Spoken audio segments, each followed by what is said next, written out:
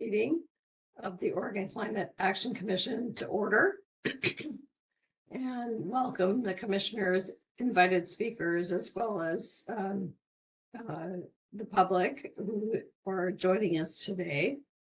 I'm excited to introduce a number of new members of the commission, including Senator Jeff Golden, who is the senator from the 3rd District in Ashland.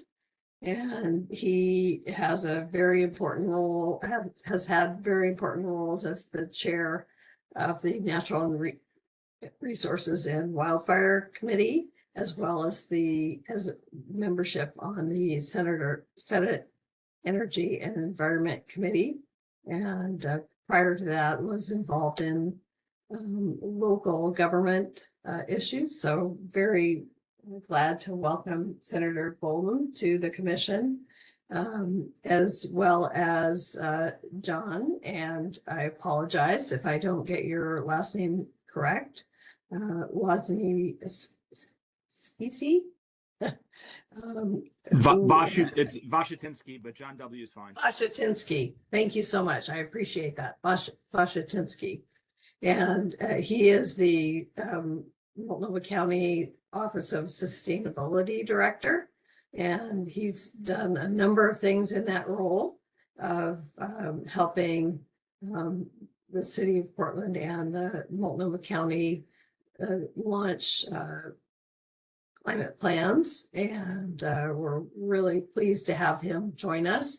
He also helped in helping us identify folks that were on our August meeting from the climate local community climate action work. So thank you to Commissioner for helping us with that. And then third, I want to welcome Sybil Ackerman.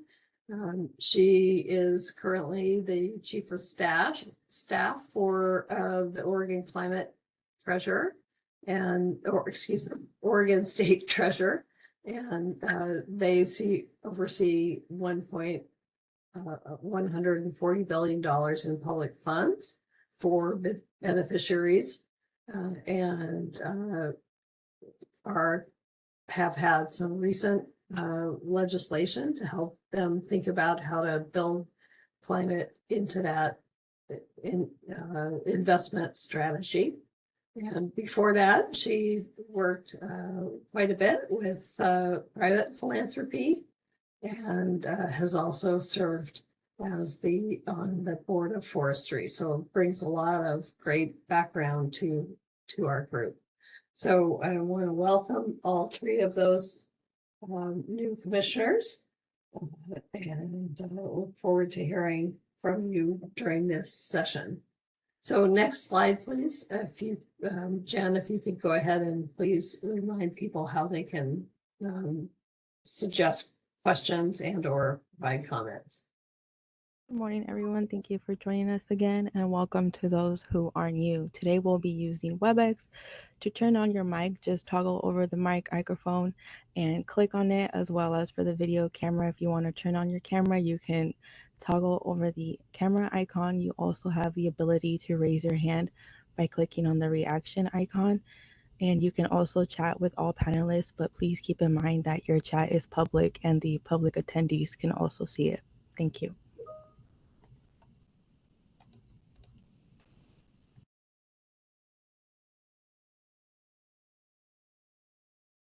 Hey, so we have a great agenda today, focusing in on our responsibilities to provide recommendations regarding climate action, including coordination with tribes in Oregon. And so we're going to have a great detailed conversation about that.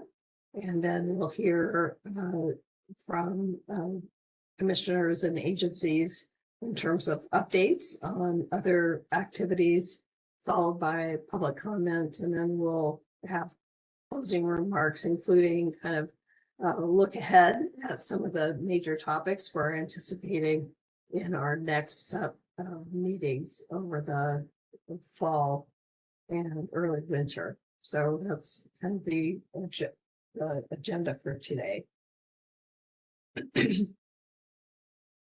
I wanted to give the new members of the commission an opportunity to just express kind of their interest in joining the commission and what they're hoping to be able to contribute.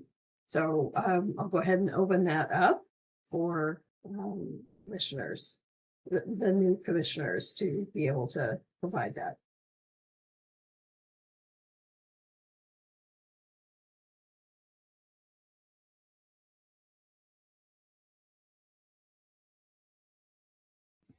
Do you want me to just jump in or? Yeah, jump in. That'd be great. Okay, great. Hey, well, thank you, Chair. My name is John Bashatinsky. I'm the Director of Sustainability at Multnomah County. I'm also a resident of Portland. I live in the Cully neighborhood in Northeast Portland, where my family and I have lived since 2012. And we're, active in our neighborhood, and we're obviously active in our city as well. And for me, climate has been a long time, both professional and personal passion. As the commissioner mentioned, our team has done a lot of important work over the years, including the passage of a local goal in 2017 on the same day at the county as it would happen that the Trump administration pulled the county or pulled this country out of the Paris Climate Accord. Our county board, in coordination with the city council at the time, passed a resolution saying that we wanted to get to 100% clean energy. And I don't want to overstate the importance of that, but I do think it had a substantial impact on the direction of thermal energy deployment in the state. And we've also worked on energy financing models over the years. We are the first jurisdiction in the state to deploy commercial property assessed clean energy. We've helped a number of transactions over the years, facilitated a number of transactions over the years, and we're looking to update and evolve that program still. And so just another exciting way in which we're partnering with the private sector to try to advance climate change. And then our most recent project has been to develop a climate justice plan. We'll be going to our Board of County Commissioners next week on Thursday to tell them what we've heard from the public, with what kind of feedback we've heard from the public with regards to that planning process. What makes that planning process somewhat unique is we really started with frontline community-based organizations to understand what kinds of challenges people in Multnomah County were facing, particularly if they were on the lower end of the income scale, if they were people of color, if they were people who are unhoused, in order to kind of match our planning to their needs. And we came up with a unique approach that, at some point, if folks are curious, I'd be happy to talk to you about. But if you want to tune in to the Board of County Commissioners this Thursday, you can learn more about it as well. And I'm just really excited to be here to share my professional and personal experiences. And, I'm an avid outdoors person, and just love living in the state of Oregon, really passionate about where we live and what a great place it is to raise a family. And just want to be able to contribute to the conversation here at the commission, and then hopefully, be able to share my perspectives and knowledge in a way that advances goals at the state. Thank you so much. Really full background. I'll jump in, Senator- Kath. Yeah, Should I great. jump Senator in, Kath? Golden? Yeah, Great. absolutely. My name's Jeff Golden. I'm serving my second term in the Senate, representing most of the Rogue Valley, the Medford, Ashland, Phoenix talent area. Early in my time, I was elected in 2018 and 2020 were our statewide fires, including the Alameda fire, where our media is full of different kinds of stories of how we are 5 years after, because Monday was the 5th anniversary, and we are mixed. We wish we were further along. It's really climate and campaign finance reform that are the two that are the two issues that brought me back into politics after a long absence. And I've, pardon me, enjoyed um, chairing the Senate Natural Resource Committee, which has overlap but isn't as involved as a primary focus as the Energy and Environment Committee in the Senate. I've had the pleasure of listening to Catherine's testimony on any number of bills and really get a sense of how hard the Global Warming Commission worked for years, and now this commission under a new name, new branding. I don't think I can overstate how important the work of this commission is in keeping the momentum going, because the bills and the political front, we kind of ebb and flow, and you've been the through line, and you're not as well known in the legislature as I wish you were, and I hope we can work on that a little bit. I have a big news here that climate is highly politicized in the legislature, and my first two sessions were the first two big walkouts because of the cap and trade bill, and we have been moving slowly. It is still very partisan, and in my private conversations with my Republican colleagues, some of them would really like to get out in support of these measures and don't feel like they have the space to do that for political reasons. And I continue to try to work on that. We've approached this through natural working lands, which, are obviously very important to our Republican colleagues who are more from rural districts than the Democrats are. And Michael Dembro, my predecessor, who you all know well, did great work on that, and it's moving. And of course, we have had some success in clean energy transition, and we have Republicans who are really interested in that from an economic point of view. So it's, I guess like the country, it's a kind of a mixed bag. I was hoping for more progress from our big conflict in 2019 and 2020 than we've seen. And the new federal administration obviously is more hostile to all of this. So that's both a challenge and an opportunity. And we are more in contact with other states. We realize that leadership on climate is falling to the states of necessity. And I'm really glad to be here. I hope I can contribute. I hope to listen a lot more than I talk. I will listen a lot more than I talk. And my primary interest is how do we make this less hot flashpoint politically in the Capitol. And that's what I hope to bring back to the legislature. So thank you very much for including me. I really appreciate, excuse me, your interest and your perspective on how we can raise the profile of this work that we're doing as a commission. So I really appreciate that. And I think that would be a good topic for our discussions, but also ongoing collaboration. So thank you. And Miss McDonald, can you hear me now? This is Sybil Ackerman Munson. yes, Yay. next. Yeah, oh, terrific. I apologize. I managed to figure out how my system can get on for audio, but I cannot do video. We have a very tight security process here at Treasury, and it doesn't love WebEx. So I will figure all this out for the next meeting so you can actually see me. So I apologize about that. But would you like me to talk a little bit about our interest at Treasury and being part of this commission and everything else, Ms. McDonald? Absolutely. Yes, please. Great. And also, by the way, I hope you feel better. You sound like you have a cold. Bad one. I do. Okay, good. Not good, not good. Well, take care of yourself. Can't help that. So Ms. McDonald and I go way back, so that's why I'm a little overly familiar, I guess. So I'm Sybil Ackerman Munson. I'm so pleased to be here, and I'm the Chief of Staff for the Treasurer Steiner. We very much want to engage in this conversation. This last session, we worked to pass the Climate Resilience Investment Act. And prior to that, the former Treasurer Reed, moved forward with a net zero plan for our agency. And as you all probably know, but I'll just do a friendly reminder that we manage about $140 billion worth of assets. And we in our retirement system, we are specifically, that's what the net zero plan focuses on, is how do we get to net zero by 2050?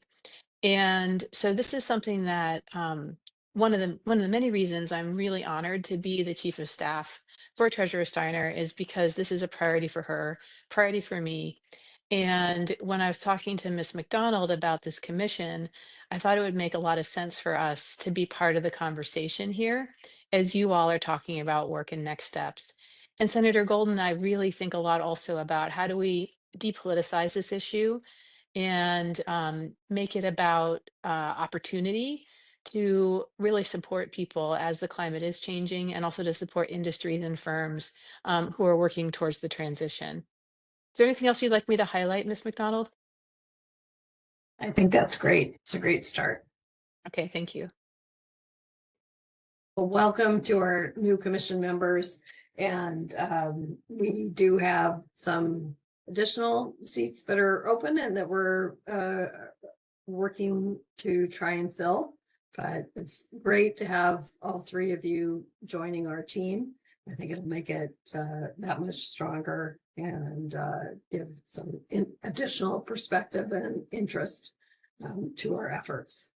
So with that, I think I'll go ahead and transition into our first agenda item. And I want to welcome the speakers that are part of this agenda item. One of the main duties of the commission is to make policy recommendations to the legislature. And we want to do that as much as possible with the input and recommendations from sovereign nations in Oregon to be able to meet our overall responsibilities. We recognize as stewards of the land and time since immemorial, tribal partners are invaluable and can help us really think about how to best mitigate and adapt to climate changes.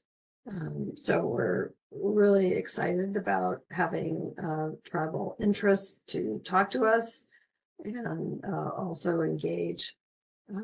We're interested in these first foods work as well as medicines and strategies for addressing climate change, and recognize that some of the impacts of climate change are disproportionately impacting tribal communities. There's an incredible wealth of knowledge from tribes that will help us think about the future as well as the past. And we're just really excited to be able to focus on this at this meeting. And so we're excited to be able to focus in on this topic area, and excited to be able to welcome a panel of folks that have expertise in tribal issues and concerns.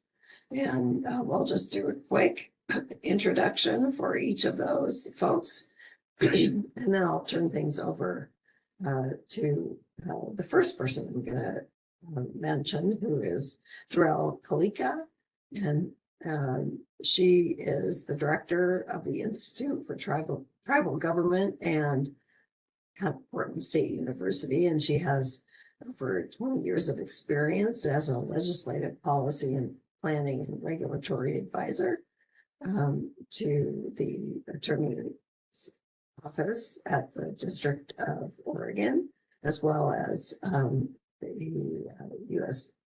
Corps of Engineers and a number of other entities. And she's got incredible background in intergovernmental affairs, the hydro system, economic development, and infrastructure. So really appreciate having her, and she's going to go ahead and facilitate our conversation today. In addition, we have, excuse me, Patrick Freeland, who is the Senior Tribal Climate Resilience Liaison for the Northwest Indian organization, the ATNI, and affiliated tribes of the Northwest Indians. And he's also a member and leader in the Northwest Climate Adaptation Science Center. And in these roles, Patrick supports work on climate adaptation and resilience efforts, and he serves as an important advisor to tribes in advancing that work. And then finally, Eddie Sherman, who is a principal with Against the Current consulting firm, and they work to empower Indigenous people and colors of communities of color through public affairs. And Eddie was one of the principals in developing a engagement strategy for the commission in terms of how we might do our going forward. So welcome to all of you.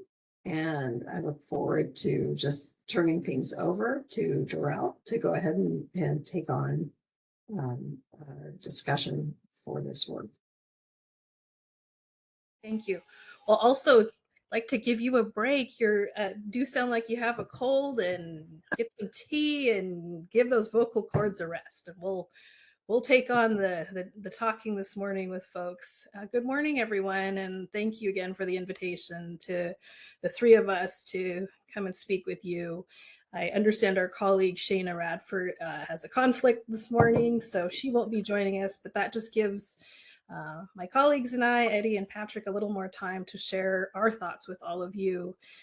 So thank you for the introduction in terms of our bios. But I think I'd like to offer my own introduction. So again, my name's Darrell Kalika. My traditional name is Tecumseh. I am a citizen of the Confederated Tribes of Warm Springs, but I am also a descendant of the Confederated Tribes and Bands of the Yakama Nation, the Snoqualmie Tribe, and I have relatives over at the Tulalip Tribe and relatives at Grand Ronde. So just to share sort of the interconnection that I have, not just with the tribe I'm enrolled with, but also with my relatives at my cousin tribes. I wear a couple of hats that include working at the Institute for Tribal Government, which I'll share a little bit later after our introductions.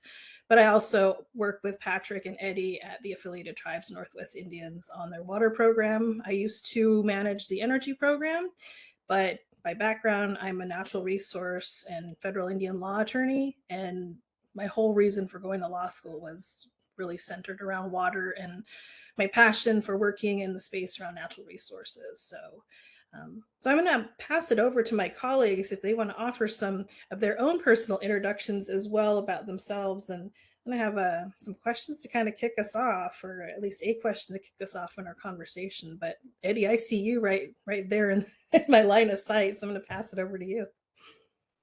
Good morning, everyone. My name is Eddie Sherman. I'm a member of the Omaha and Navajo Nations, and originally from a small town in Arizona called Kanta, and but currently reside in Bainbridge Island, Washington. But prior to that, I lived in Portland, Oregon for many years.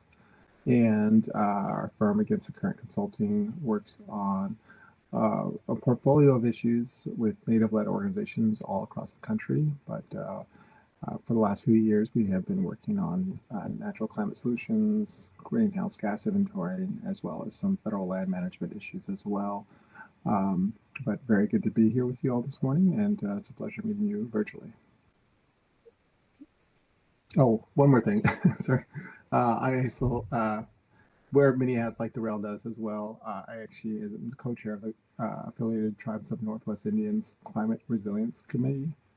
Yeah, and then I was also a former co-chair working with Darrell for the Energy Committee as well. So, good morning, everyone. Patrick. Yes, it's Jay Stongo, Patrick Austin Freeland, Judge Efkidos, and Ligat Old Oge Oklamas, and Wakasita Oklamas. Oh, I just realized my camera's on. I can't tell if it is or not. It's not. But, oh, There you go. yeah, all right. Yeah, thank you for the introduction. I currently serve as a tribal climate liaison with the affiliated tribes of Northwest Indians in our climate program, along with Kylie Avery, who works very closely with me, and we're essentially peers. So the senior title I don't use much anymore. Yeah, it's an honor to be here, and we'll be happy to share more information with you all. But thank you again for the connection. Hello. Great. Before I ask kind of the first question to get us started, and I'm going to pass it over to you, Patrick, and to Eddie to kick us off. But just for folks' background, because we've all three mentioned that we work with the Affiliated Tribes of Northwest Indians. And ATNI is the second oldest intertribal organization in the country. It represents about 57 tribes in the Pacific Northwest region, which we kind of include 7 states in that, but a lot of the work in Oregon, Washington, Idaho, Western Montana, Northern California, Nevada, and Southeast Alaska. And so ATNI is an intertribal organization centered really around policy. A lot of the policy is driven through our committee structure. We have subject matter committees, as was just mentioned, that Eddie has co-chaired, and Patrick and I have the privilege of getting to work with the various committees. The committees that typically overlap with climate, of course, is the Climate Resilience Committee, Natural Resources, Culture and Elders. I am missing one. Energy is the other one that we typically have a lot of overlap with this particular subject matter. But I just mentioned that in case you aren't familiar with what ATNI is. I know ATNI has a lot of interactions with the state of Washington, and increasingly so here in the state of Oregon. But what I'm hoping to do is that we can have a conversation, share about the work that we all do and are engaged in. So if I could pass it over to, and I'll defer to you two, Patrick and Eddie, who wants to answer sort of the question first. But if you could just share with us a bit of what you're doing and why you're doing the work that you do. So I'm gonna now pass it over to you.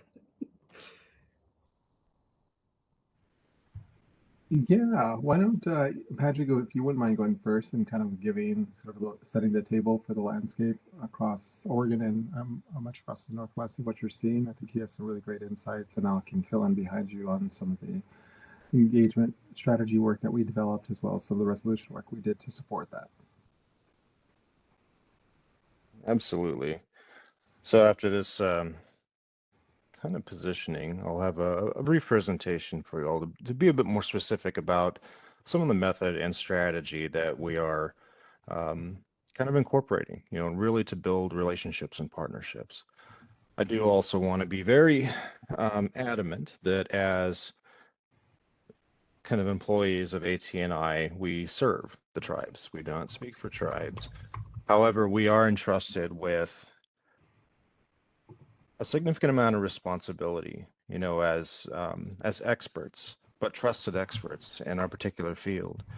Yet we're also humble enough to know that we don't know everything, and that we serve as these boundary spanners to connect with folks that are other experts. But underneath it all is a commitment to service, and underneath that is a recognition that we are all related. We have responsibilities to the land, to animals, the fish, the river systems. And that's not a romantic platitude. It's something that we all understand. We understand our connection and again, our responsibility, knowing that these things sustain us. These things allow us to live and to have our livelihoods and our life ways. But that we connect with each other in this way, that we have this shared responsibility that is not a burden. And personally, and I'll end here, is this recognition that jobs and titles change. We all know the impacts of some of the federal funding, the challenges in the political spheres, but thermodynamics doesn't negotiate. The climate isn't going to stop changing anytime soon. So we need the best information. But more importantly, we need to make that information usable to policymakers, to communities, to experts and non-experts alike. And that's where we hopefully will do our best in service to others. So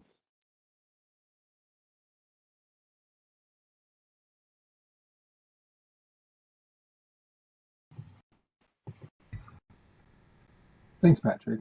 Yeah, I think there are a lot of overlapping roles and responsibilities when it comes to this work, and I think there are some really great efforts being made at the community and tribal level, and so I think Patrick and I's professional relationship overlaps when we come to the Climate Resilience Committee.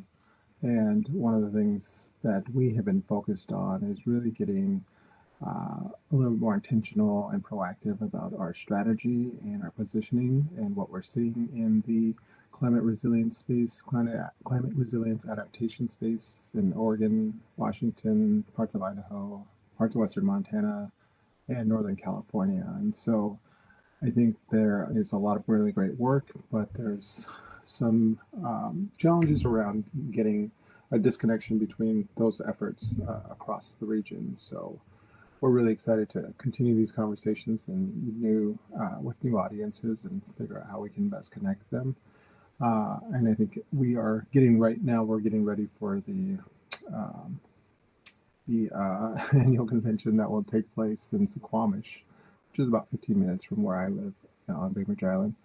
And we will continue this conversation. We are bringing forth a strategic framework for the committee to respond to and continue taking inventory. I know Patrick has been working on profiles of existing or emerging climate projects happening in tribal communities across the AT&I service region. So, but the work that we are here to present with you and to share with you was a tribal engagement strategy that we had helped develop in late 2023.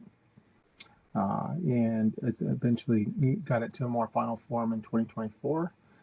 And so I think obviously this intention here was really to be able to assume a few things, that the OCAC was early in its journey to engage tribes in its work and really communicate its role in advising policy to the legislature, but also in the way that it was taking account for all of its work in addressing climate change.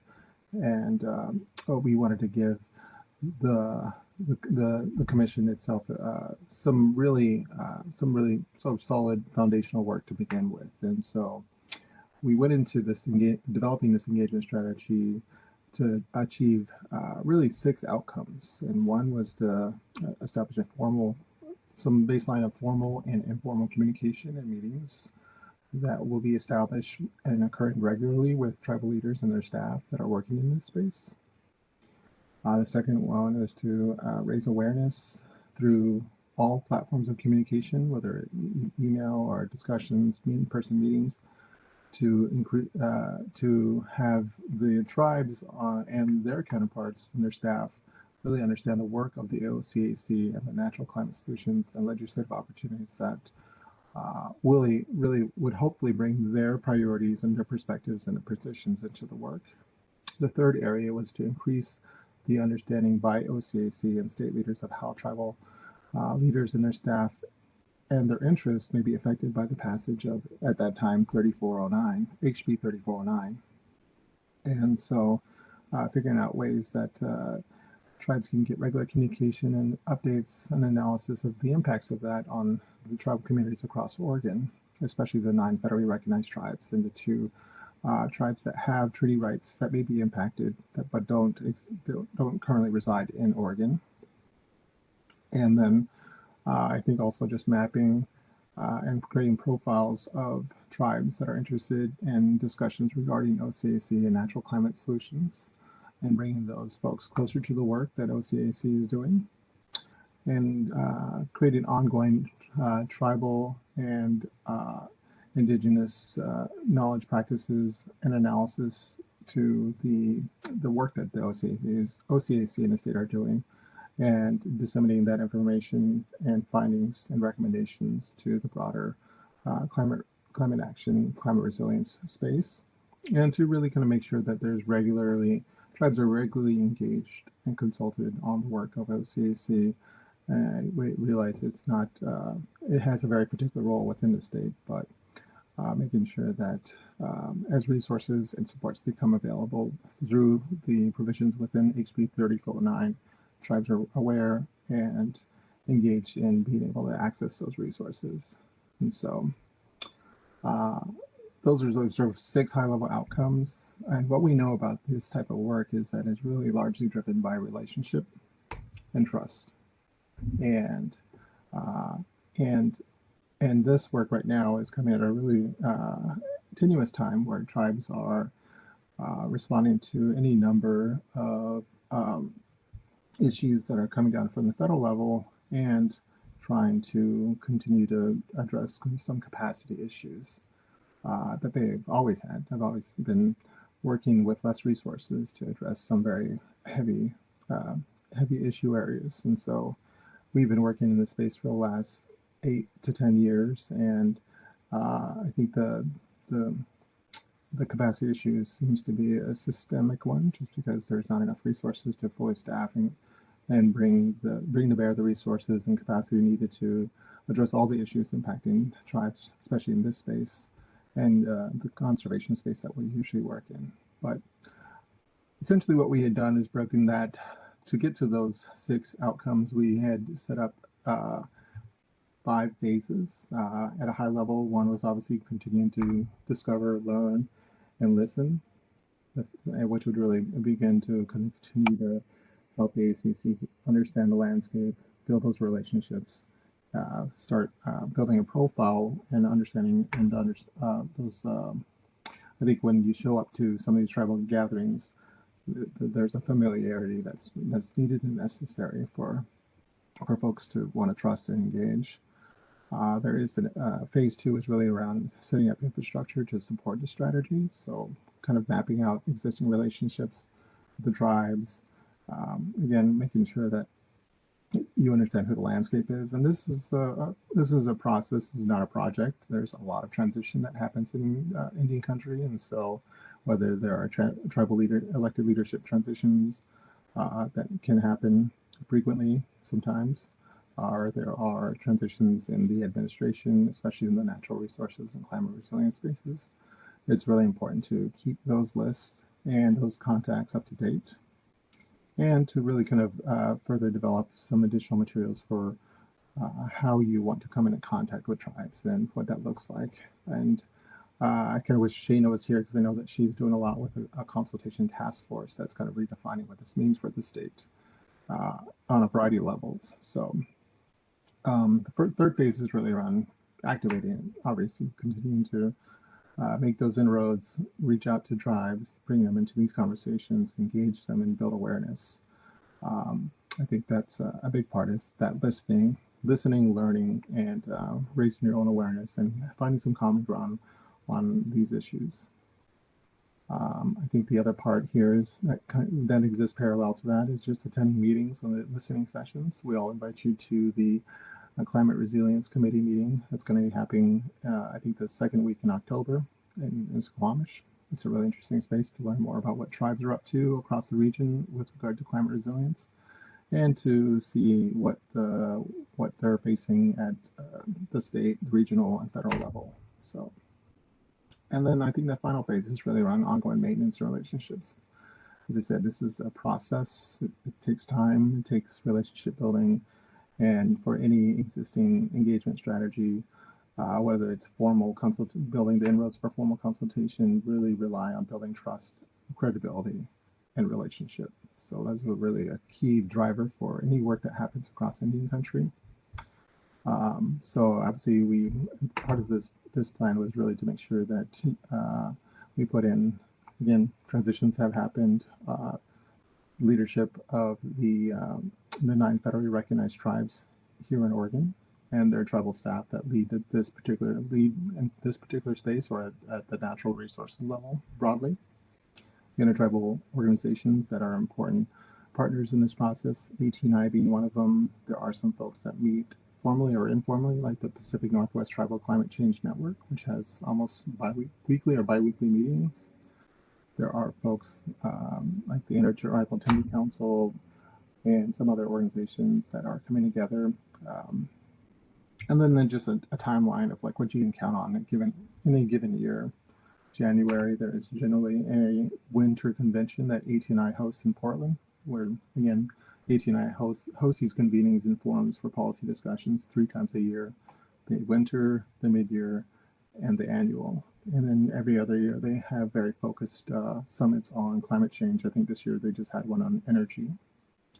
And so I think one of the things that we had focused on, because we were just coming out of the pandemic then, is really the intention of making the time, taking the resources to do more in-person work with tribes whenever possible.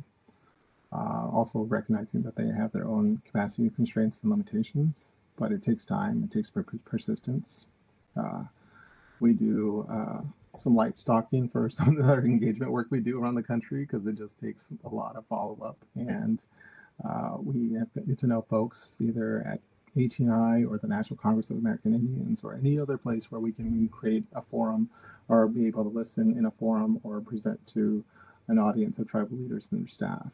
So that's kind of generally where we kind of landed on this at a very broad level without being too overly prescriptive, but providing some insights and some details into how this work works and what it takes to really create those inroads and building working, trusting relationships with tribes and being a resource to tribes at the same time. So I'll stop there and see if Darrell and Patrick have any additional thoughts to add.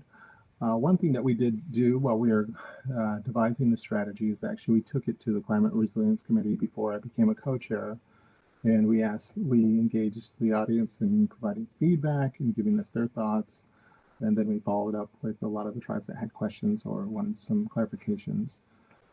So this actually took from mid 2023 all the way through probably about a year, and then that a year later we got a resolution from AT&I, from the Climate Resilience Committee, to support the tribal engagement strategy for the OCAC and endorsing this engagement approach. So vetting it from a variety of different levels and making sure that we're doing our due diligence and not coming in with a prescriptive approach that didn't include buy-in or feedback or reflection from tribes. So I'll stop there. Thanks. Thank you, Eddie. I'll share a little bit as well about some of the work that we do at the Institute for Tribal Government that also, again, overlaps and connects with the work at AT&I and some of the other intertribals in the region and area. So my work at the Institute for Tribal Government, so we call it ITG. We have a couple of things that we manage. One of those is, and I see maybe a name or two in the attendee list here who are alumni of our Certificate in Tribal Relations program, which is a 9-month program. And it's essentially there to help be a resource to get tribal liaisons or people who are working in the tribal relations space sort of started and focused, offering a baseline of information. We typically get it started as it's probably been its 9th year now, and originally had probably more attendance from federal employees, but over time we've seen a real growth in the diversity of participants in our program, including a number of state agency representatives and tribal liaisons from Oregon, as well as Washington. And it's grown as well, not just for the Pacific Northwest, but we've got participants from all over the country in the last 3 cohorts of our program. This last one, we've had folks from Montana and New Mexico and Wyoming. So they kind of come from all over. It's definitely a mix of state, federal, private sector, academia. We also have increasingly more utilities starting to join our program. So So it's this space, I think, where we offer that intersection between tribal relations, best practices, and kind of things to know. Of course, as was said earlier, we can't know everything about everything. I learn a ton from every new cohort we have. We encounter new features and challenges. So that is one of our portfolios. One that we have had to essentially shut the doors on is we were one of 17 technical assistance centers that were funded by EPA's uh, Thriving Community Technical Assistance centers. The University of Washington was the other in the Pacific Northwest region, or Region 10. We were impacted by the federal clawbacks of Justice 40 initiative funding. So it was 10.8 million dollars that was clawed back by the administration. We were probably in our second, almost 2.5 years into our 5-year funding cycle, and so like the UW, we joined a class action lawsuit in the process to challenge the decision to claw those funds back. But we're probably going to drop out of that class just because we don't want further impacts to our other federal funding, which we do have some other federal funding in our portfolio. But a lot of the technical assistance resources were to help and work alongside community-based organizations, rural communities, tribes, in just working on a host of things, whether it was energy, independence, water, climate, what have you. And so it's unfortunate that has gone away. It doesn't stop us. I think as tribal people, we're very resilient. I come from the nonprofit sector, so I know how to make meager resources go as far as I can take them. So, if not, push the envelope on how far I can make those resources stretched in terms of the work we're doing. So, as I've told people, it's frustrating. It doesn't deter me or discourage me. I'm going to keep doing what I'm doing because, as Patrick mentioned at the beginning of our discussion, that as a tribal person from this territory, I have an obligation. It is my born stewardship obligation to take care of the resources. It's inherent in our stories, our creation stories, and one of those, really being centered around fish. A lot of people like, well, the conversation around anadromous fisheries, specifically salmon, and the animals. And again, these are not romanticized stories. They're instructional stories about our stewardship responsibilities. But when the animals lost their ability to speak for themselves and give us as the new humans a voice, that we were entrusted the responsibility to speak for the resources that could not speak for themselves. And so it puts a duration and timing on who we are as a species, who we are when you think of just the world itself. I mean, we are a very small part of the entirety of the world. Sometimes that gets lost on us when we have so many things competing for our attention during a day or a week, especially with these.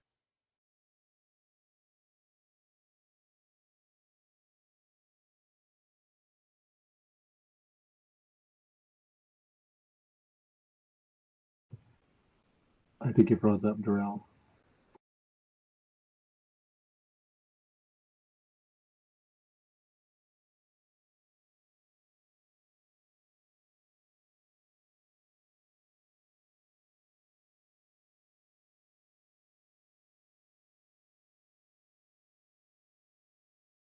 We just texted the group chat. Hopefully she'll respond and let us know if she'll be able to join us again soon.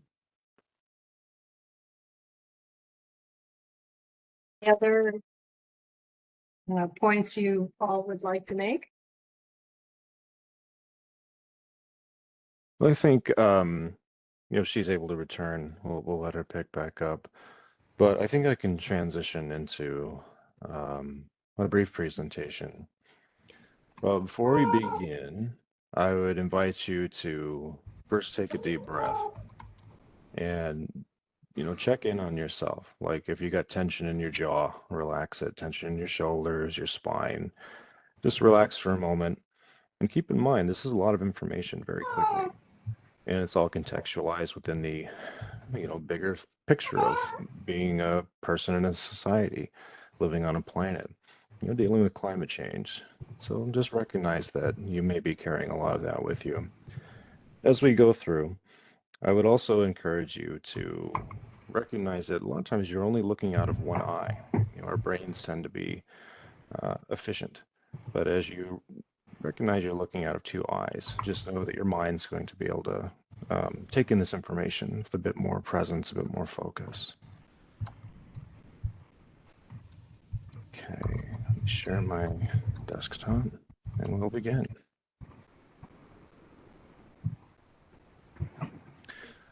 All right, as Mr. Sherman had mentioned, oftentimes in our role, especially in service to tribes, that we use resolutions with an 18I to really describe what the direction of our work should be.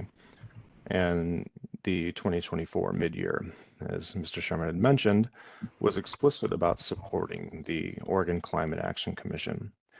And note that there's three key components.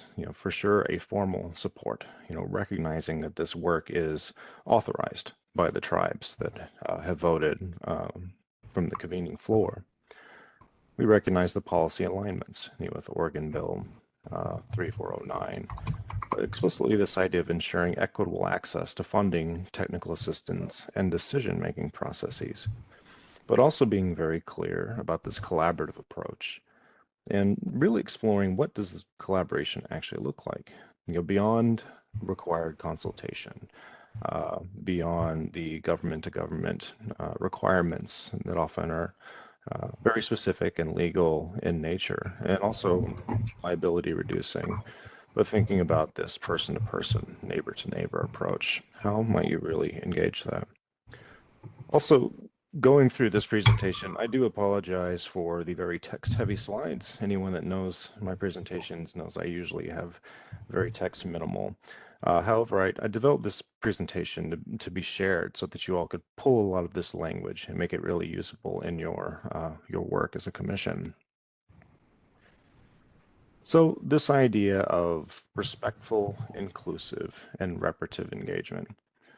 There isn't necessarily an exact definition for this, although as you read these words and think about them, things probably come to mind.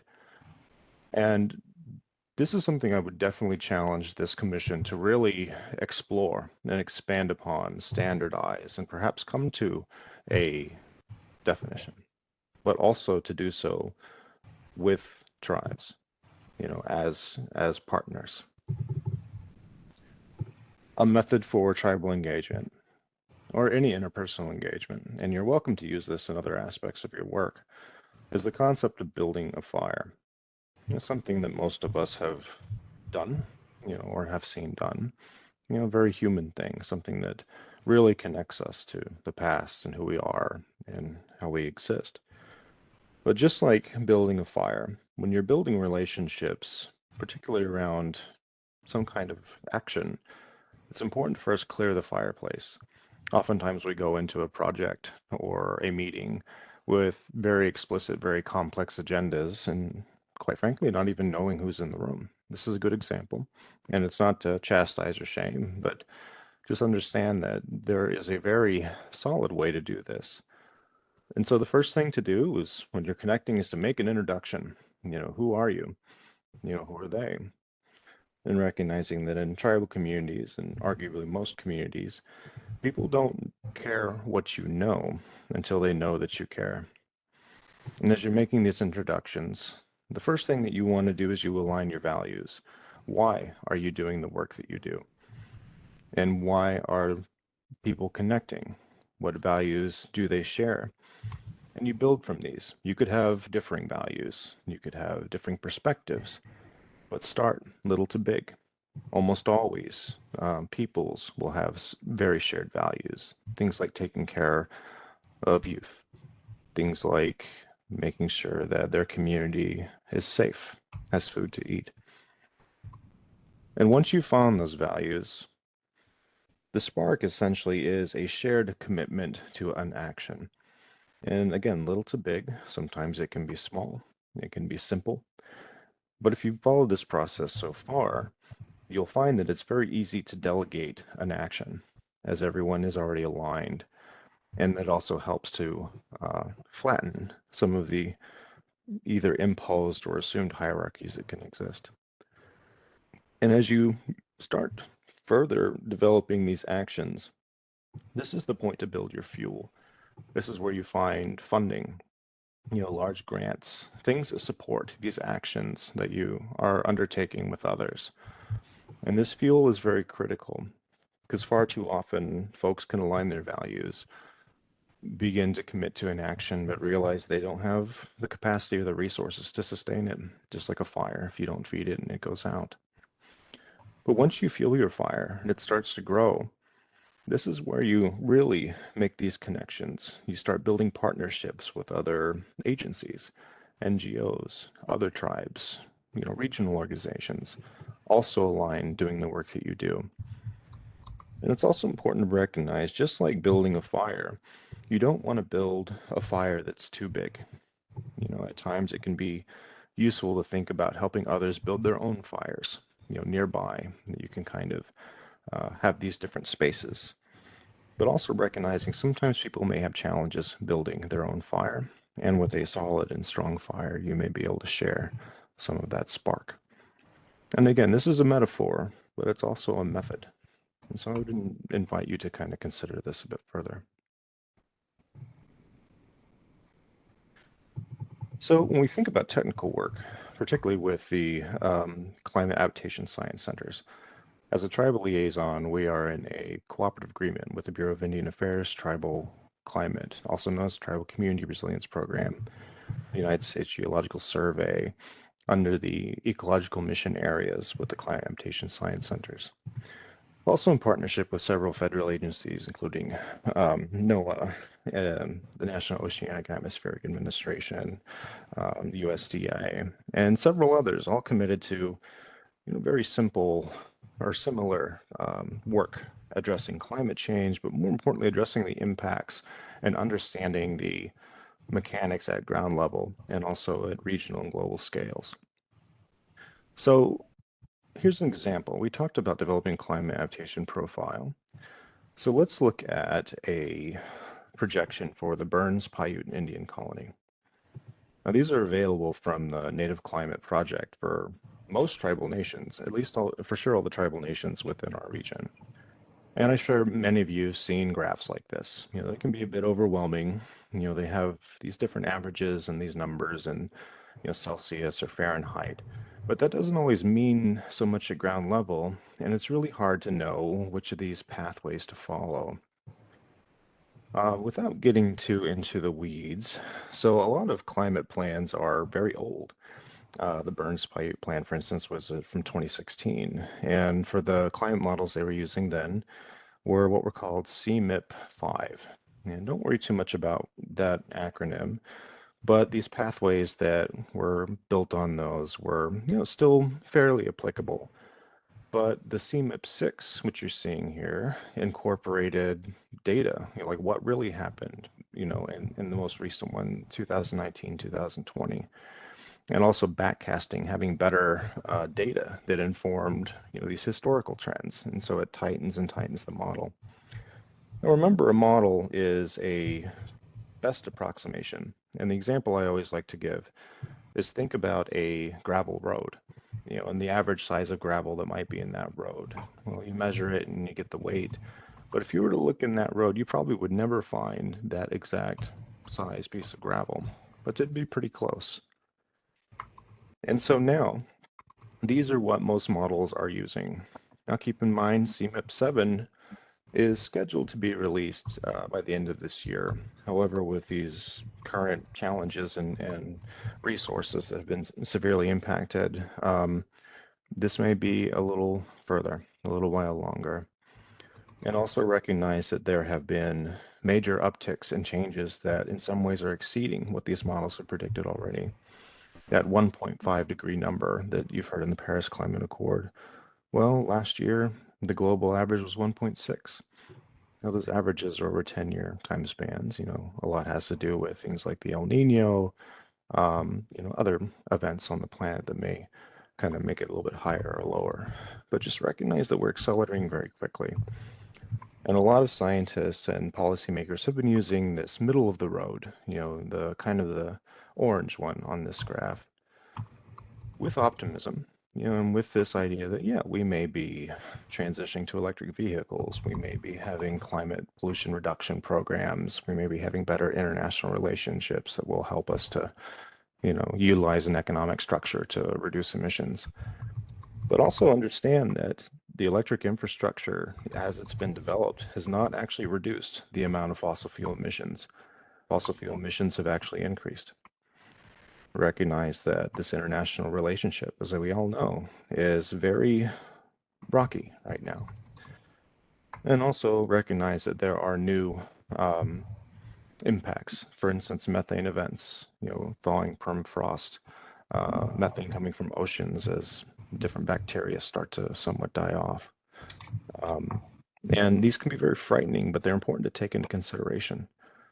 And so a fairly recent SSP3 model, which kind of recognizes some regional rivalry, and higher emissions, is the pathway that is most likely now, although there are less than zero chances that we may see some of the higher models. So as you're going through and making plans and using models, I would encourage you to be very clear about picking SSP3. Now, the bottom line for also planning is as you're able to unpack what these impacts are at ground level, that by 2050, we need to be preparing for 2 degrees centigrade of warming. This is also the number that has predicted a lot of tipping points. So things like wildfires, wetlands transitioning into net carbon emitters, species migration. Now, this idea of downscaling. So you see this Burns Paiute versus the older models, which may be somewhat regional, but tend to be global. We can actually specifically unpack specific ground level vulnerabilities. And so through a complex literature review and pulling from the Upper Snake River Tribes Foundation's climate vulnerability assessment included Burns Paiute, they've identified what some of their understanding is of the challenges that they are most interested in adapting to. Granted, it's nearly a 10-year-old vulnerability assessment, so this is where the Commission can also support tribal vulnerability assessment adaptation planning. But you can see that this categorization of ecosystems, wildlife and species specific impacts, these are where interagency climate, biology, ecology expertise really comes into play. There's so much literature, so many tools that already exist. It's just connecting and collaborating them. It's always been, well, it's still an ongoing challenge, but something that I think that we all can address. But also understanding the human dimensions. And this is where relationships become absolutely critical, because you need to really make sure that the tribe is letting you all know what is important to them, how they're defining these things, what actual data that they want to use and share and keep, but more importantly, whether or not they choose to actually seek help. Sometimes they may not. Sometimes there is trust work that needs to be completed. Understanding these is critical, but understanding the adaptation strategies. I live by a principle that complex doesn't have to be complicated, but simple is stupid. Sorry to be, it's insulting anyone, but if you oversimplify things, it makes it especially difficult to implement. But the more that you understand a complex system, it reflects nature more clearly, and the more that you can really focus on a place. So there are ecosystem, or you may hear these as nature-based solutions that can be very effective. The water resource conservation's very critical, groundwater, agriculture, and really using the context of watershed scale planning. Much of the folks in this room mentioned that's their expertise. Identifying, how do you conserve species? Sometimes it takes human-built environments. A good example are fisheries. Other times you can, implement things that are also based in your nature-based solutions. Working with communities, plural, so a cross-jurisdictional approach is sometimes required. Again, thinking about neighbors, but also helping tribes by very clearly understanding how important their knowledge is, their languages, their youth, their elders are in this traditional preservation. It's not just data, it's not just uh, um, being able to document and record something that's traditional knowledge, it's traditional life ways. And one of the biggest challenges I know that you all will face are going to be these intergovernmental and cross-jurisdictional approaches, municipal disagreement, kind of state, county, federal alignment, and incorporating in tribal components. But it is possible, and particularly following that idea of aligning values, not trying to do too much too quick, but learning to work together, which will almost always lead to very positive outcomes and institutions that will be able to survive changeovers or political swings. And lastly, I can't stress how important monitoring and data collection is for climate adaptation. A great example is in Washington State, the lower Elwha Dam removal. The idea was, well, how do we know that this is, improving or adapting to climate? And so as the dam removal process began, they worked with biologists, ecologists, geologists to do a baseline assessment, testing what fish were there, how many fish, what were the stream flows like, what were temperatures, what species were there. And then post dam removal, being able to understand, well, look, many species of fish returned. Well, still had trout return. We weren't necessarily expecting that, but that's great to see. It is cooler in some places, or there are, landscape shifts that weren't expected, but ultimately beneficial. And also seeing that salmon have also increased this genetic diversity in other species. So this is, again, you have multiple ways of knowing. Traditional knowledges, sciences, community knowledges, all are critical, all are valuable. All of this is something we work on in developing these tribal climate adaptation profiles. And we're working to develop a method. And our goal is to have profiles ready for the Oregon tribes at the upcoming ATNI convention. Because something that's really critical as we are doing this synthesis of publicly available documents, anything that may be things that we would have access to from the tribe but isn't available to the public, we don't want to use that because we want to make sure that this public data doesn't pull from anything that's sensitive or could affect, tribal economies or some kind of socio-political structure. The geographic community context, what planning documents are available, current projects and priorities. Oftentimes they're defined, sometimes they're not. Really incorporating the climate projections that are downscaled and making sure that you have the expertise to understand how to use those models and what the realistic models are, and not trying to rely too much on former assessments. And this is something where you all will come in really to play, is to understand what are the state's policies. What are the ones that would need to be developed that could reflect some of what has been synthesized from the other documents. But what is very critical in this process, even though these are public documents, it needs to be shared, presented with the tribe.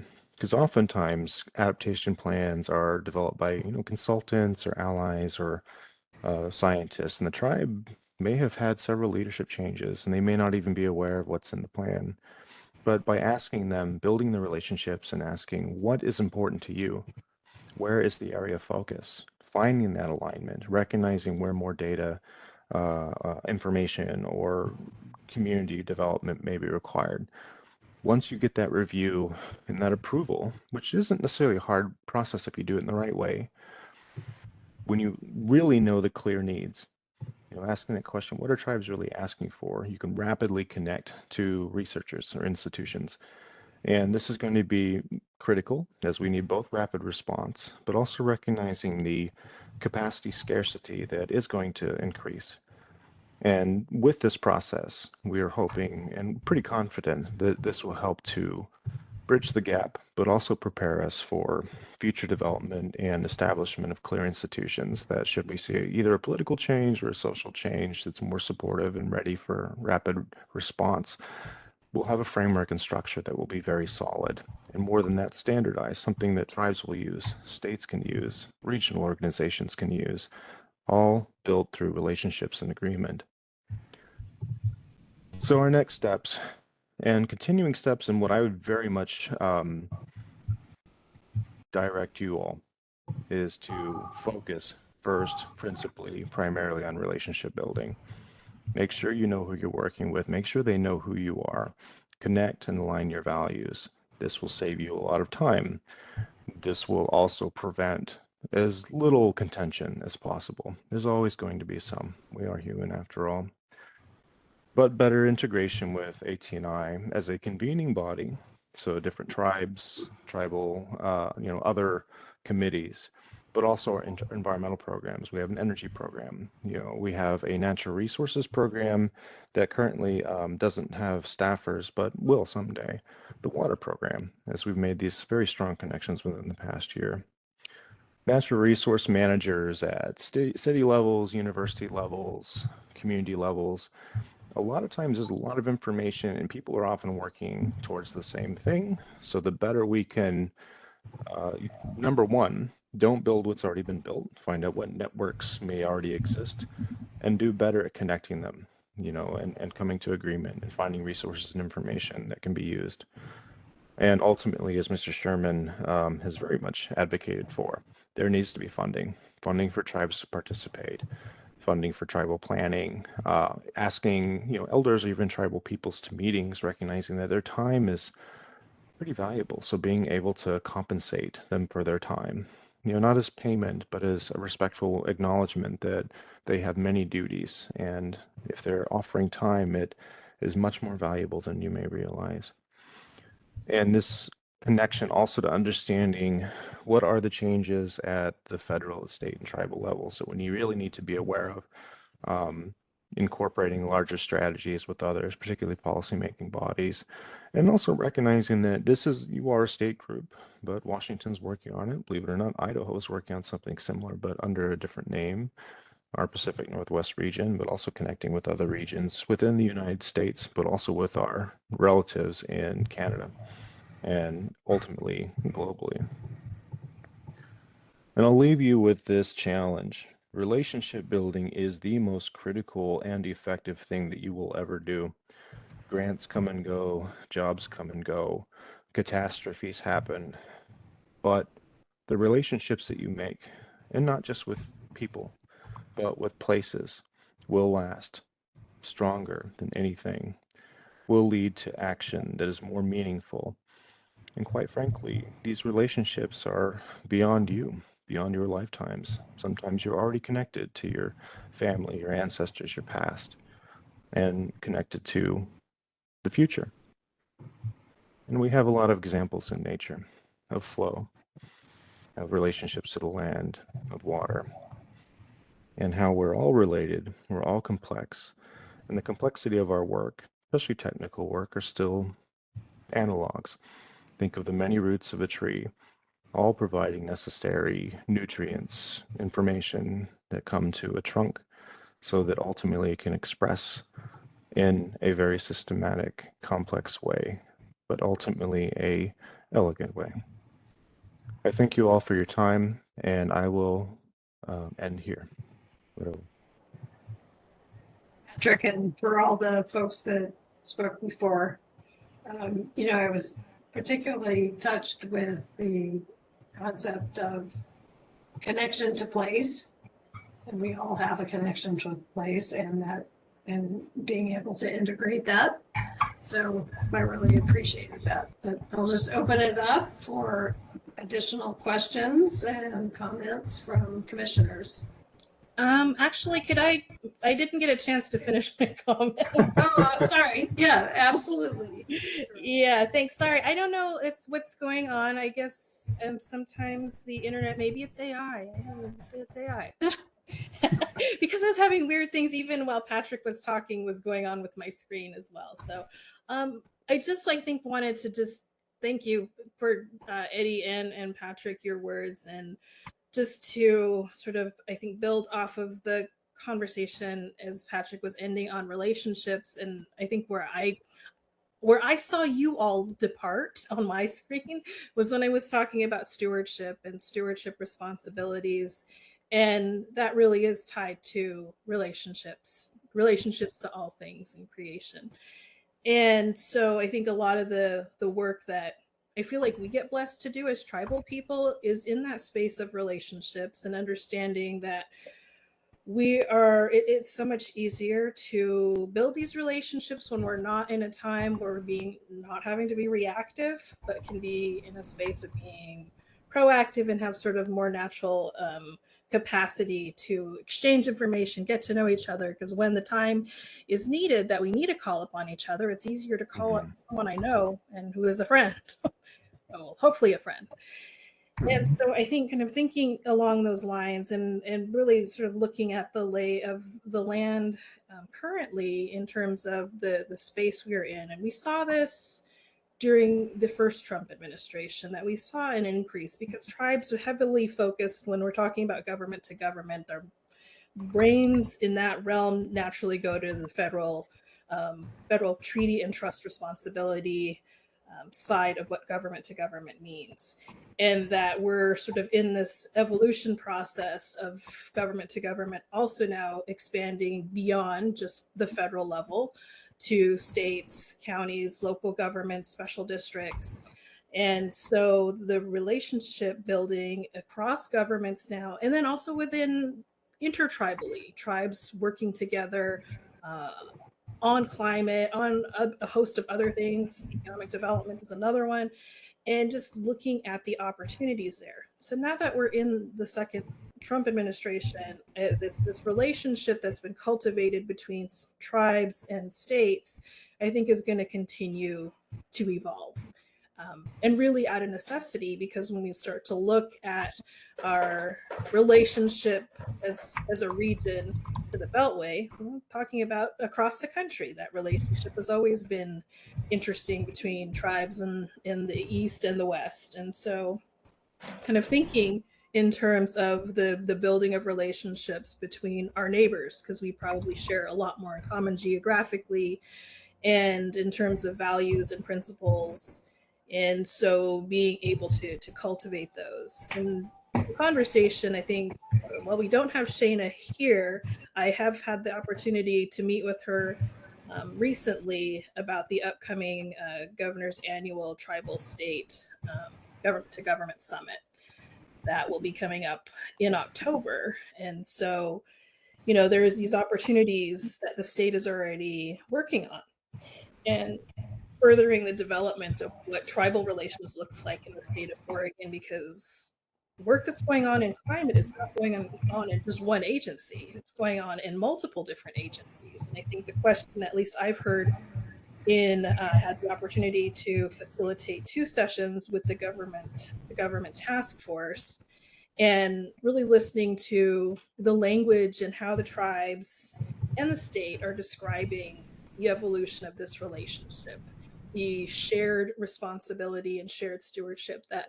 is felt by both sets of governments, whether that's the tribes themselves, looking at what is their capacity internally to their governments and their organizations to be responsive to intergovernmental coordination at all levels, but also looking at on the state side. So what does it look like?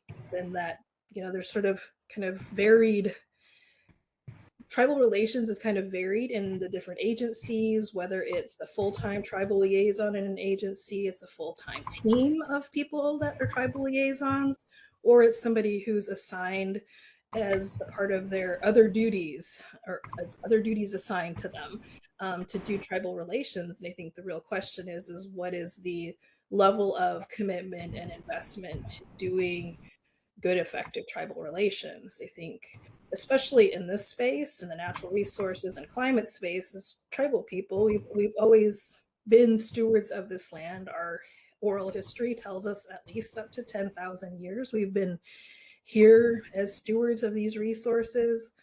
Our oral history, we can recount a lot of historical impacts of weather. Many of us share the story of the Great Flood, and we have different descriptors and locations and names associated with those stories, but the stories all share a similar point in time and points of reference.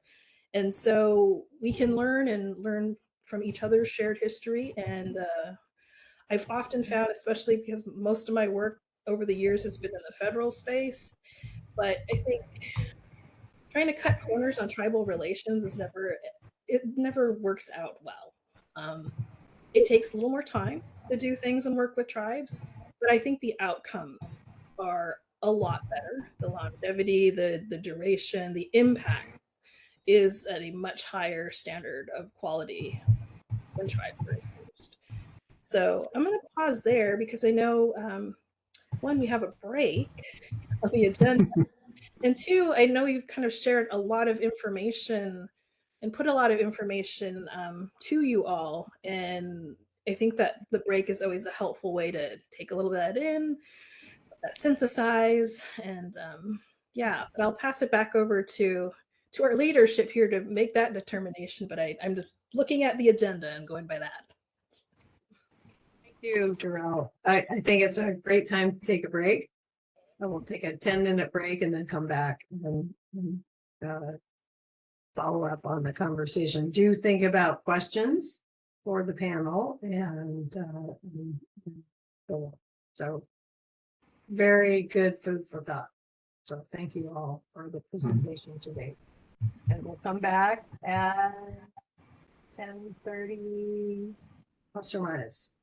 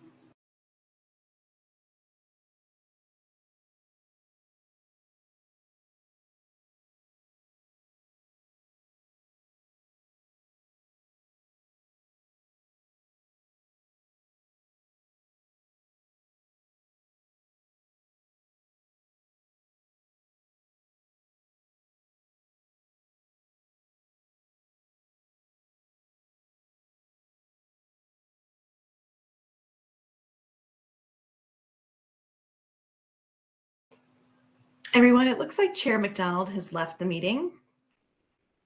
I don't see her in the list of participants.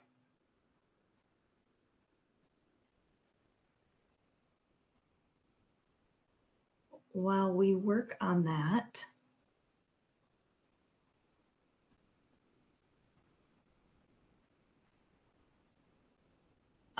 there's Well, perhaps joined. there she is. I was going to say Jarell had a question for the panelists as well. So Okay, great. Oh, we can't hear you, Kathy. You're muted. Apologies for my delay. Would that work? Yes, we can hear you. And Darrell is going to kick us off with a question, I believe. Great.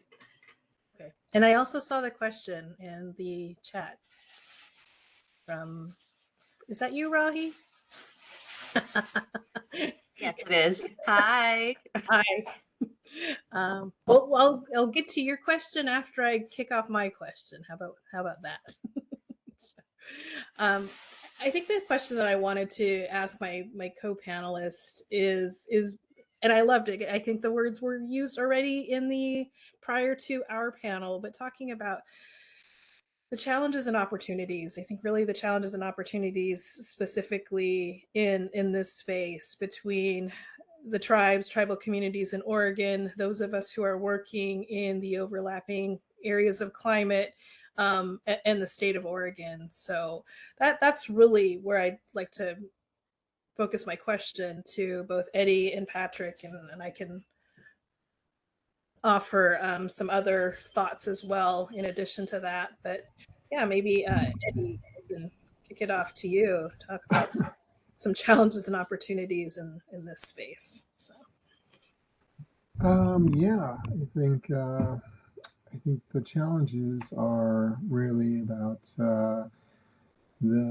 unfortunately a lot of the work is funded at a federal level, and so when we were preparing for our upcoming Climate Resilience Committee meeting, my co-chair, Councilman Tony DiBenedetto from Coke-Will, had noted that there are a number of really promising climate resilience, climate adaptation, and climate change projects that have unfortunately had to come to a halt due to funding issues for a variety of reasons. But I think that was one of the things that he specifically noted, and that continuity of those projects that really kind of puts in jeopardy and compromises the continuity of those projects, because obviously they'll have to freeze their workforce, and I would probably say that kind of therein lies some additional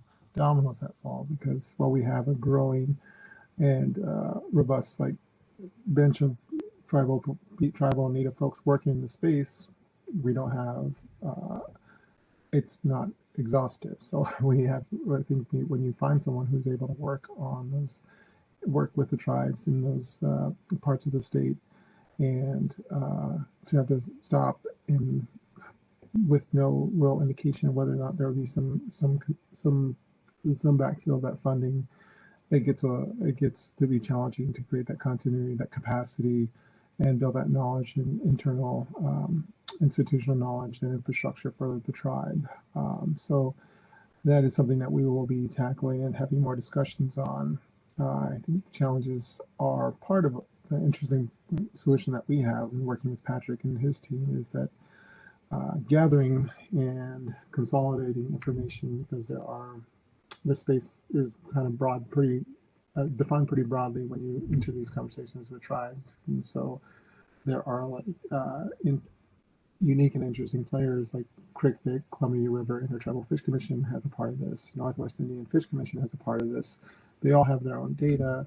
They all have their own intellectual knowledge around the space that really overlaps, and there's a lot of intersections. And so what we're trying to do is figure out what are the best ways to gather that shared understanding, consolidate, and build potentially a hub of this information that will ideally live within the ETNI website, so all of the tribes in this region can access and reference that data. Because right now, I don't think it exists. I know Patrick has made some inroads to try to do some inventorying and assessing what that landscape looks like. But when we had our last one of our last climate resilience committee meetings, there were just we had put out some pretty broad questions to the committee, because oftentimes it's just reporting and presentations, but we tried to engage in conversations to ask them really what kind of projects they were working on and what are some of the best practices that they were finding or lessons learned they were finding. And there were some at least 2 or 3 projects that came out of that we didn't know about per se. And so so I think the challenges are the opportunities in this instance. So I think uh, for our committee work, I think it's continuing to provide a proactive and assertive strategy and agenda. Is what we were tasked with during our last conversation with the committee.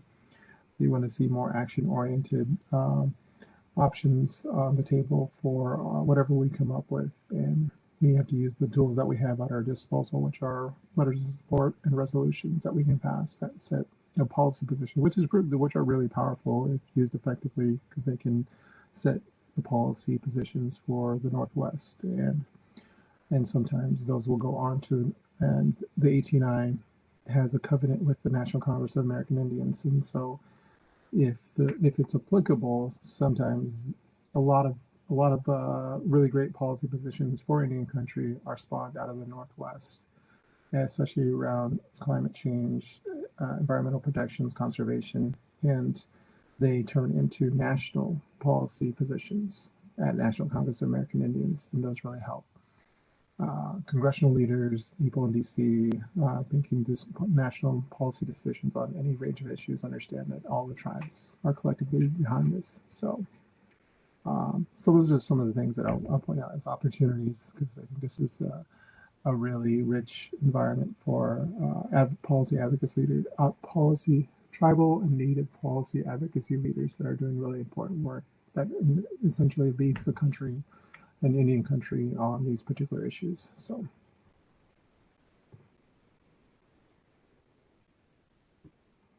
Patrick, how about you? Challenges, opportunities that you see in this current climate, especially with regard to a lens on state and tribal opportunities and challenges. Yeah, there's like 3 things I want to kind of point out. They are complex issues. But I'll try to like kind of give a simple way to think about them. So number one, youth. We hear over and over how critical youth are. If you ask a lot of tribes, I would say that may be their number one identification. But something that I think is important to contextualize. So I've worked, for example, with a couple tribes in Washington State. They're smaller tribes. Sometimes less than 500 members, but realize that over half of their tribal members were under the age of 18. And so when you think about youth engagement, kind of understanding that that's as critical. So when you're thinking about engaging the tribe, that's going to be the majority and oftentimes the plurality of a tribe. So youth engagement has a lot more importance within that context.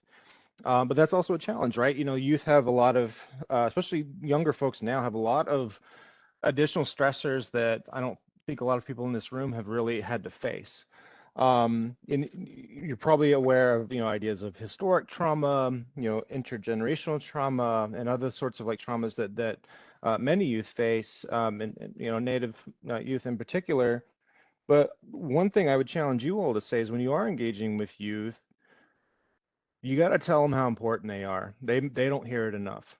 Especially the students and the young ones. You got to let them know how needed they are, and you got to let them understand that there are challenges that they can do, that they can overcome, but they're not alone. So be very clear about that, and do it earnestly, because people can tell when you're not being authentic. The second thing, like a communication challenge. So I'm getting kind of bad at responding to emails. So like be sure to, you can send emails, send a bunch if you have to, pick up the phone, call if you have to. Better yet, if you can sometimes just go there. You know, I know folks are busy, but and it can be like a little stressful because you don't really know the place, you haven't made the introductions. But if you connect with the place, people at ground level, number one, you get a better context just by like your own experiences, you know, your own sensory connection to whatever the places are. You can kind of see things, you can kind of, you know, identify um, almost at ground level, well, what sort of like actual environmental challenges are they facing, or um, yep, yes. But when you're communicating, also kind of keep this idea of humility. And I think a lot of times, you know, in like English language, for instance, humility has this sense of being, you know, less than, or, you know, prostrate or whatever. In our language, in Muskogee way, like in both this kind of Yaskada and Fudgeta way, like humility simply means that you are no greater than anyone, but also no less, right? So people may have titles, roles, age status, experiences, but everyone has a role. Everyone's just as important, but different. And it's okay to acknowledge differences, but just remember that. And the thing is, you'll have something to learn. Sometimes you might go to a tribe and get yelled at. That's a great sign, because that means that they're like trying to share with you something that hopefully you will change to be better with them, right? Don't yell at them though. You know, reciprocity is good, but you know, try not to do that. The last challenge, and this is going to be something I think you all can really tackle, is really understanding how you're approaching defining and integrating with, like, especially state policy of what land use is, land management, and particularly co-management with tribes. Um, a good example, and again, I'm a little bit more familiar with Washington State, you know, so they have the culvert kind of restorations. Well, anecdotally, and I think there is some other evidence that when a tribal either enterprise or the tribe itself has been leading some of the culvert restoration, the restoration and the work and the community kind of integration is higher, much higher quality, and a lot of that stems from, again, that idea of people having this innate sense of responsibility and care for that place. So the more that you're able to leverage, um, you know, some of these funding opportunities for tribes to take on these kind of larger issues or co-management, or even large sections of land, that also feeds into some of the workforce development. Um, and a lot of times, you know, people may not have necessarily, you know, credentials, but they'll definitely have the experience to be able to like handle the job. And that's also where I think that you can have, you know, partnering organizations and agencies that can kind of essentially have this like handshake agreement. Something else to consider, as there is this kind of larger federal push to sell or disestablish federal lands. The more that you can engage tribal partners to kind of take over the management of those lands, again, the better land use that you're just going to have across the board. And I think the more that the state is very proactive in kind of helping facilitate that that transition if necessary, you'll also find tribes will become much better partners with the state. And again, simple ideas, kind of complex, but hopefully that gives you some insight and direction to go. Oh, Thanks, Patrick. I appreciate you emphasizing youth. We just had a youth water summit almost a month ago, and we consistently stopped referring to them as kids and just even youth, and calling them young leaders, because that's really what they are. And we're preparing them for their responsibilities in that space. I would just add, you know, in terms of the conversation here, in terms of some challenges that I've been observing, and that is that, you know, we are often working on issues, especially complex issues like climate, um, in silos. And I'm thinking specifically about how many different agencies within the state have reached out to me to say they're going to be going out and talking to the tribes about climate. I'm like, well, did you know this agency and that agency are also going out to talk to the tribes about climate? And kind of going back to a comment that Patrick made about tribes and tribal leadership, the varying capacity and the amount of people who can pay attention to things. And I'll just go back to a comment that my father made when he was natural resources director for our tribe. And I think he said, I'm dealing with like 42 different agencies related to just water. And I'm talking about state, federal, local. And he's like, I'm one guy. And this is just water. We're not even talking about timber, land, fire management. So I think that, I've been encouraging folks, at least that I hear from at the state agency level, to think about ways. So that's the challenge is there's multiple people wanting to engage tribes on climate issues. And again, that's coming from everything from Oregon Department of Environmental Quality. We've got Oregon Department of Energy, who I also understand is wanting to talk with folks about climate. But then you've also got Oregon Health Authority as well, looking at the environmental health and the mental health impacts of climate on people. So again, just thinking about how in which that engagement can take place, because similarly, when we're talking sort of the intergovernmental parity, tribes are also trying to manage many of these issues as well. And the silos are there for a purpose, but also within those sort of bureaucracies, we need to recognize that they are there, and sometimes they're serving a beneficial purpose, but other times maybe they're creating a disconnect on certain features of coordination and conversation and subject matter. And so I think thinking about that, and that's one thing with the upcoming summit, the state tribal summit that will be in October, is working with Shayna and her team on doing a bit more integration of conversations around climate, so that impacting not just folks who are at the tribes working specifically on climate, but okay, how are folks conversing about this in the culture and heritage programs, in the their health clinics, and within education. And so kind of looking at the issue of climate being thread or interwoven as a fiber through all of what the tribes are dealing with, at least on their governance side. And then I think, sort of on the flip side of it, working with state agencies and the tribal relations piece, trying to integrate and work that through as a way of engagement. It's just a way of doing good governance. How do you engage tribes? It's, like I mentioned earlier, a bit complicated, but is so, I think, enriching and worth it to take that time to do that. So yeah, I see that there are some sort of governance culturally that are a little different, but not that different, because it's all being responsive to communities, our people, citizens, whether they're the state of Oregon or they're tribal citizens. In the instance of tribal citizens, they are triple citizens. They are citizens of their tribe, citizens of the state of Oregon, citizens of the United States. And so just kind of thinking across all of those structures of governance just presents some really rich opportunities to learn from one another, and to explore different ways of managing and looking at resources, especially the interconnection between all of these resources. And yeah, I would just pause there. And now I think, if unless my colleagues have anything further to add, maybe we can start getting into the questions that I see popping into the chat. Yeah, real quick on like the constant, engagement with tribes. Just think about this idea of extraction. Like if you're going there to pull information out, that's you can sense and perceive that.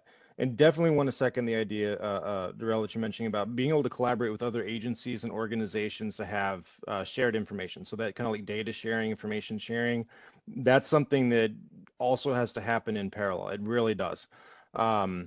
Also kind of maybe brushing up on the idea of data sovereignty. So what tribe, what information does a tribe hold, and making sure that there are data sharing agreements with the tribe. That can be complex, but it'll save you a lot of headache in the future. But again, like just this idea of making introductions, I would argue that that's so worth it. Things like a formal letter to the tribal council, like an actual letter, and just kind of just introducing who you are, who you are as a person, positioning yourself while you're doing work, and not trying to pull anything just yet, but just offering who you are and starting there. You might, and if you come to ATNI conventions or other summits and workspaces, just making that ground level introduction, and again, not pushing it, but often you'll get an invitation, just to come visit, to come say hello, and you come in that humble way, in a good way, bring some food. I know it can be hard to budget for food with, grants and other funding. Make it happen. And again, come authentically, come in earnest. and with the intention of making a connection more so than extracting information. Well, in line with building relationships, I see the questions in the chat, but I'm going to ask the people who put the question there if they'd unmute themselves and ask the question, so that way we can have a dialogue with you. So I'm going to go with our representative from Estelano Advisors. Hi, everyone. My name is Rahi Reddy. I'm with Estelano Advisors. Just so grateful for the presentation today, and just a huge fan of Darrell, of course, as we all are.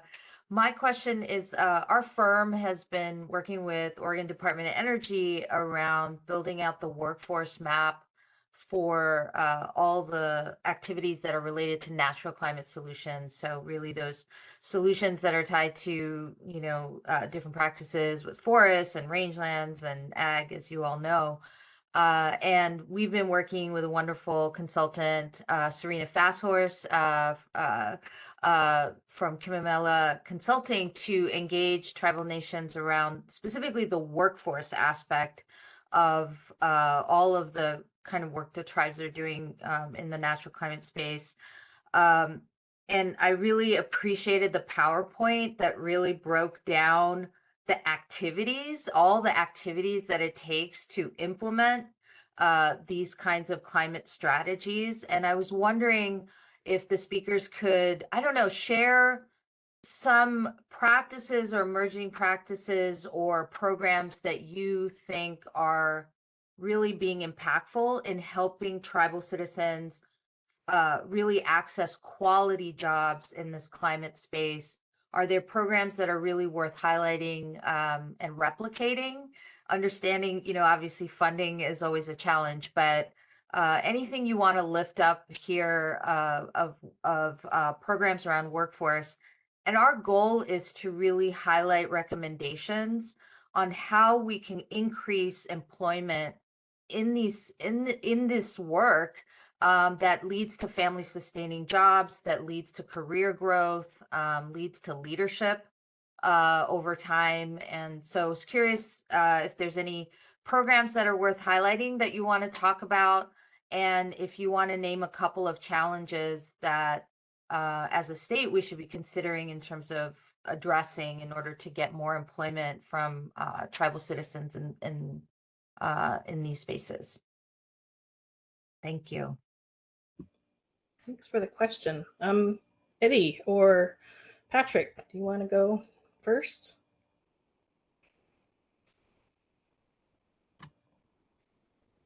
Don't fight over. I can. I'll defer to Patrick first, and then I can chime in.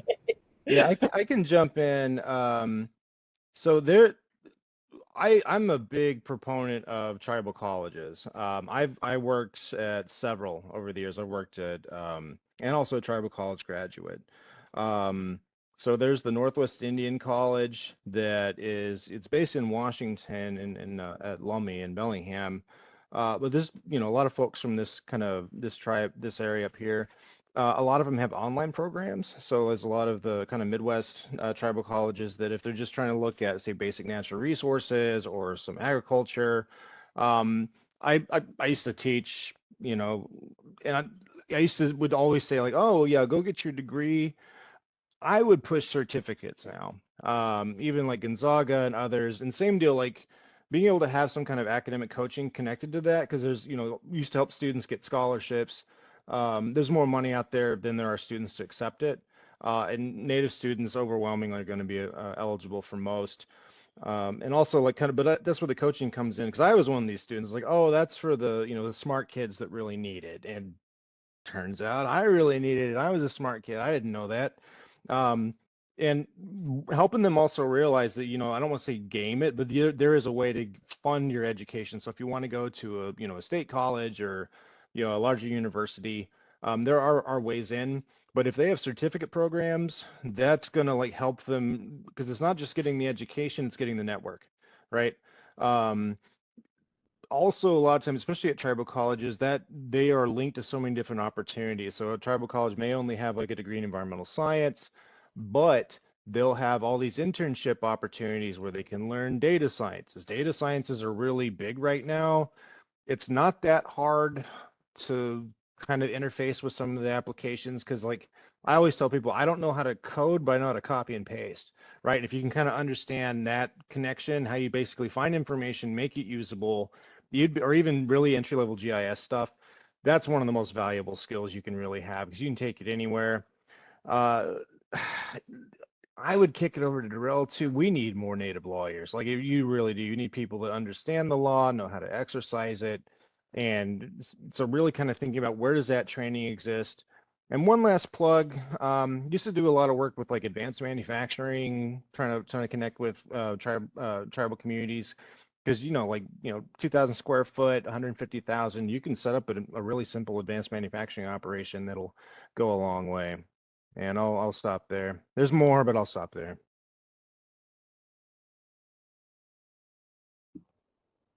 How about you, Eddie?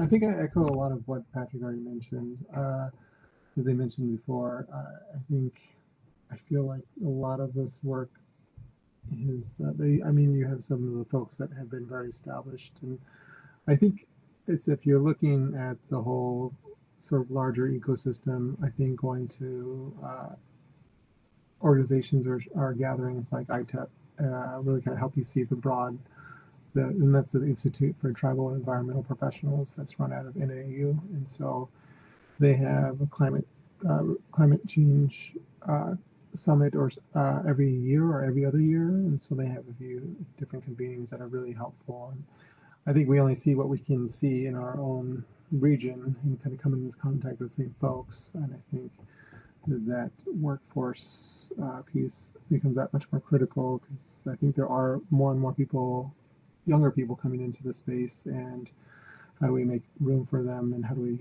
create those opportunities for them to lead in the areas where they've gained experience and knowledge, and help them become a resource for this larger push across North Oregon and the Northwest. And so I think those are the times where I don't come into contact with like workforce or that pipeline very often, but I think those are the times where it becomes a little bit more illuminating to me where other people are working at. I know that before Dr. Chaz Jones left, he was having climate change camps every year, and I think they're kind of co-hosting an iteration of that to some extent. But that's also just a place not only just for young people, but anybody that is interested in this particular space can come. And I think that a lot has come out of not just that learning, but I think a number of tribal climate adaptation plans have been sort of incubated there and then going into real things. So, and those are a combination of young people, elders, tribal leaders, staff. So I appreciated that type of approach that's very inclusive and really kind of helps people kind of grasp how they can make an impact in their own communities directly. So I don't know if that answers your question, but Yeah, no, that's helpful. So I see Carter put Loma Katsi Restoration Project. That was going to be the one I was going to also highlight, is their tribal, their indigenous, or I can't remember the exact name for it, but if you look on their website, they have it. It's their Indigenous Youth Corps that they have, and quite a bit of work going on in terms of fire on the land, introduction of fire on the land in terms of land resource management and first foods, forest management practices. The other that I'm kind of thinking also quickly in that same sort of area is the Tolowa Dini Nation has their Youth Stewards program, which is environmental focused. And of course, Tolowa is 80% of their tribal lands are actually in, and their tribal headquarters though are right there just south of Crescent City in California. So they're one of those tribes, like many others, that kind of span 2 state territories but are not necessarily headquartered in Oregon. I think the thing that there's some challenges and opportunities, especially now with regard to thinking about workforce development, and I'm kind of taking it at 2 slices of the or two bites at the apple. One, again, is sort of looking at the younger generations, sort of the early career folks, and some of them are college bound and some of them are not. They don't want to go to college, and increasingly so. I can understand the challenge to that, and I think Patrick alluded to that with talking about certificates, and the exploration of micro credentials for young people. A lot of young people just don't want to take on the debt of college anymore. So that's not a problem for this group. That's a conversation for folks in higher education to figure out how they're going to adapt to shifts. I mean, the current traditional model, I think, may make themselves obsolete if they don't get creative and figure out how to be more responsive to the environment of and where young people are at in terms of their interests. I think opportunities related to careers, especially for tribal people. I mean, I'll stay specifically at Warm Springs. One of the most, prime ones that's looked at is fire management. Folks wanting to go into the fire management shop, they can do that seasonal type of work, and they have work they can be doing year round. But also people are looking at that's also becoming another sort of growth sector in terms of helping individual residential and commercial units do their own fire management around their vegetation management around buildings. And so has the potential to grow as a sector. And then there are other things, as Patrick mentioned. There used to be a program that I think it was like probably in the late 80s, early 90s, that was really primed and specific to recruiting young people to go into law school. I don't think that program's around anymore because I don't even remember the name of it. But looking at sort of those pockets of investment that have happened over time. Another perfect example was when EPA invested in growing the sector of fisheries biologists. We have, fisheries programs are one of the biggest programs for many Northwest tribes. So I think some of those investments in particularly the climate sector, what could those be? And I think they're really going to vary by tribe, because one of the really rich things about Oregon is the diversity of the tribes geographically.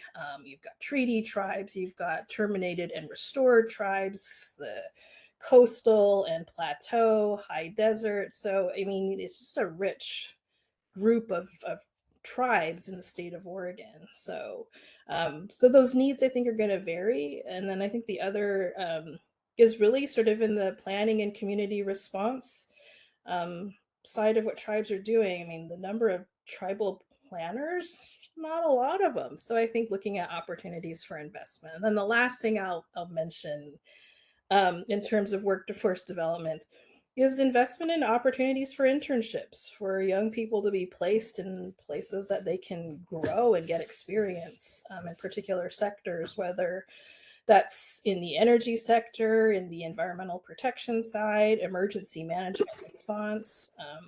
And the state has some great people that work there that I think some tribes would really benefit by having some of their young people or mid-career people, even those sort of transition in workforce, looking for opportunities to develop and hone their skills. So that's my response. Excellent. Thank you so much. I just wanted to recognize Representative Gamba. You have a question or comment? Thank you. Really great presentation. I was particularly inspired, Patrick, by your presentation. A lot to think about in there. I want to touch on a way that I'm hoping Oregon can do better and maybe kind of mimic what's happening in Washington. As an example, I recently chaired a work group on transmission, and we put a significant amount of effort into reaching out to all of the tribes, but had real difficulty knowing who specifically to reach out to or how to reach out to them. And I think Washington does a much better job of creating a point of coordination between the legislature and the tribes. And I'm wondering if there's any thoughts about how we could improve that here. Yeah. So real quick, I would definitely recommend getting connected. ATNI has an energy program, and so Ruben Martinez and Eli Duncan, they're really good. They're really well connected. They just held the energy summit, so that could be a good way to field. There's also an ATNI energy committee that sometimes being able to connect in that space or do presentations can be a very effective way to connect with tribal leaders. Or at the very least to be able to share information that will make its way through a bit faster. Also, the Pacific Northwest National Lab, I know they're like all federal institutions are facing some challenges, have also made some pretty solid connections with tribes. They had this resilience summit, I believe not last year, but the year before. I'm gonna try to find the output, but there was some recommendations and other processes, particularly around grid resilience, that may be useful. Thank you. Commissioner Thorndike.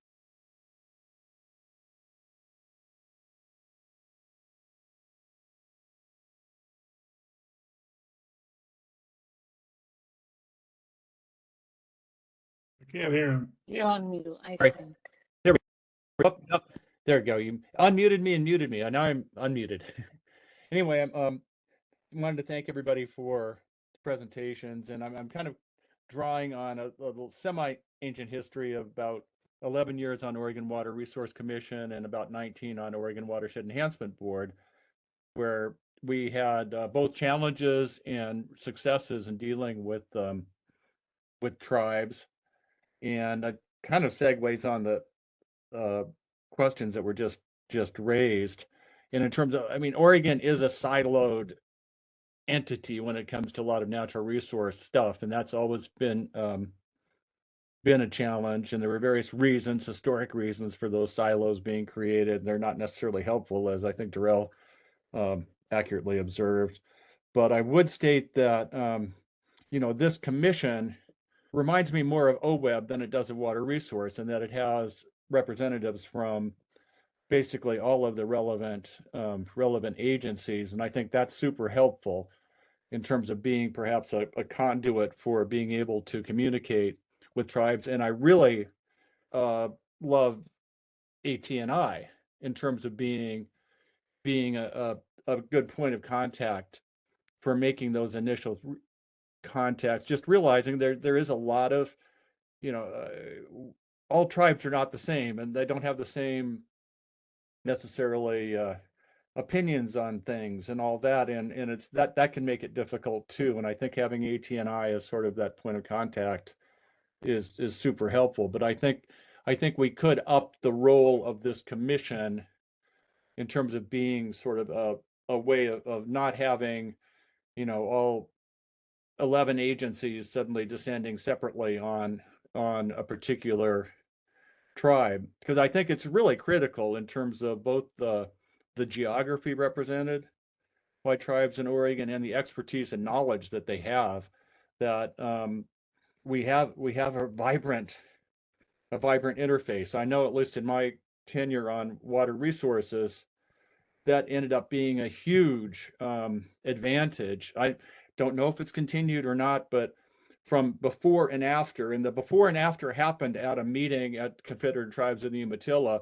where fortunately our then new executive director kind of got everybody just to kind of chill at this meeting and sit and relax a bit and listen, really listen to what was going on from the tribal perspective.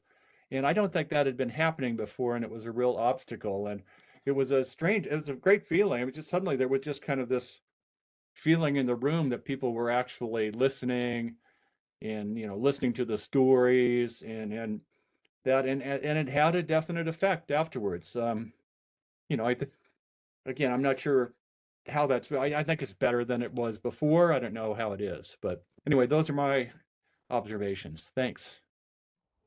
I just wanted to respond to your observation, because I think it's really critical when you think you can overlook and sometimes take for granted the way in which you set up a meeting. I think it's highly invaluable, the environment and what it does to the outcome of those conversations. And I think that was one thing I meant to mention earlier is, really in the government to government space and working together is meeting each other where we are at and finding ways to support quality conversations. And Patrick mentioned food, of course, with tribal folks. Food is always good food can make a mediocre meeting great.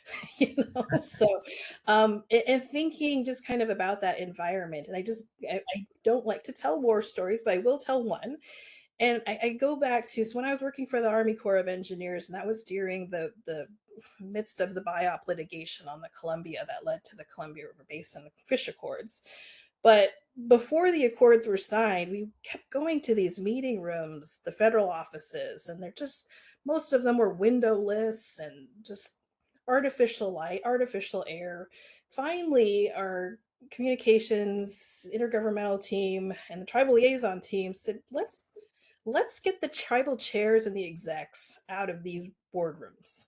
And we took them on a day-long tour of the Columbia, and they hung out together, broke bread together, literally eating lunch out on the Columbia. And I tell you, I think that was, I saw, to me, was a turning point in government to government and the relationships, to be able to not talk about the resources in theory, but to stand out at the Dalles Dam and look at it and talk about fisheries and flow. So I kind of go back to the same thing here, is really thinking about how we converse and what those conversations look like, and kind of getting to the first points that were made by both of you about access and outreach to tribes, especially on some of these sort of, I don't want to say newer, but in terms of issues that are current issues that tribes are managing, especially the energy sector. Tribes' capacity and growth into that sector has really increased since when I started at ATNI 15 years ago. We would maybe have 7 to 10 tribes show up and converse around energy. Of course, Warm Springs was one because they are co-owners and co-licensees of the projects on the Deschutes. But now, nearly every tribe in the ATNI footprint is interested in energy in one way or another, whether that's through siting or it's energy development or what have you. So, but also knowing that within some tribes, again, the cycle can be, especially around energy and transmission, I have observed, is that it takes champions within the tribe that are working on some of these issues, and it's finding them. And it's been my observation as well in Oregon is that you have a handful, a couple of tribes, maybe a few tribes, that have developed an expertise that some of the other tribes tend to rely on in deference to as their capacity level is growing in a sector. And again, I'll specifically mention energy, that that tribes are really looking to, Warm Springs, Umatilla, increasingly Coquille in terms of their activity on climate and other environmental resource management activities. And then, of course, Cow Creek, which is one of the few tribes in the country that owns its own electrical utility. So I think part of that is just understanding that not every tribe's going to have that subject matter expert. They may be growing that person, and then just sometimes just being patient and a little persistent in that space of trying to get a hold of the right people. But of course, that's why I think it's helpful to have the three of us on this panel, because we know a lot of folks, and of course we can always continue to be a resource to you all. To, if you don't know and I don't know, we can at least work together and try to find the right person. So Great offer. Thank you. Chair, I'd like to jump in and just flag that Commissioner McNichol had a question in the chat, which is, are tribes engaged in the development and implementation of the climate protection program?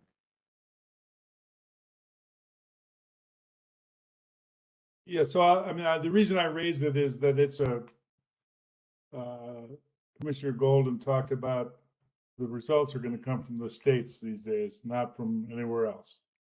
And that's a program that has potential resources. And I just wondered if the tribes are engaged in the development of that program. You mean the climate the carbon reduction plan that's The being climate developed? protection plan the DEQ is working on. Thank you. Maybe someone from maybe a DEQ person's here who could address that. I don't know. Or we can do it offline as well. Or if the tribal folks have any comments about it. Is with us. Chair McDonald, I think Colin or I are on for DEQ. Yeah, Chair McDonald, I'll just get myself on camera here. Apologies. Yeah, and Nicole, great to see you here. And you can speak to this more directly, but I welcome an opportunity in the future to brief folks on the implementation of the CPP and specifically on tribal engagement. I know we just had our first Equity Advisory Committee meeting at the beginning of this week. And have tribal representation on that committee, and I can hand it over to Nicole to speak to that if we want to spend some time there, or happy to come back and again brief the commission on our implementation of the climate protection program. Maybe a brief response, and then we can bring it back up with another topic. I honestly, I'd like to hand it to Nicole to talk. Nicole, you want to explain our Equity Advisory Committee and the meeting we just had and the representation there? Yeah, thank you. Thank you for the questions. And I would just, to keep it short, I would say we've been incredibly fortunate in the climate protection program, not just in the implementation, but the development of the program.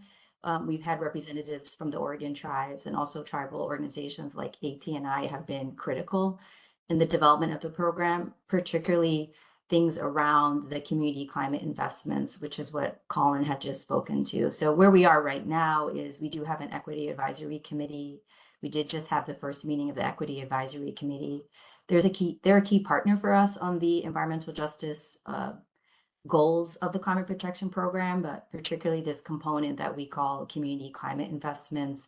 And we do work with the individual Oregon tribes, and also we do have folks representing their tribe like Umatilla on the Equity Advisory Committee, but I was just at the Energy Summit at AT&I, so we find all those spaces incredibly important. So I just wanted to uplift that, not only just in the implementation, but the design of the program, both as, federally recognized, but tribal communities and tribal organizations, either on our advisory committees or in our Equity Advisory Committee, have all played a role in that. And so just kind of uplifting that, and we're trying to be very good about making sure that we focus on relationship building. So I hear that again on this call, and that's something that we're continuing to work on at DEQ on CPP, but also making sure that we do a better job of coordinating with our ODO colleagues and others so that we're being mindful of using tribes' precious time and resources as effectively as possible.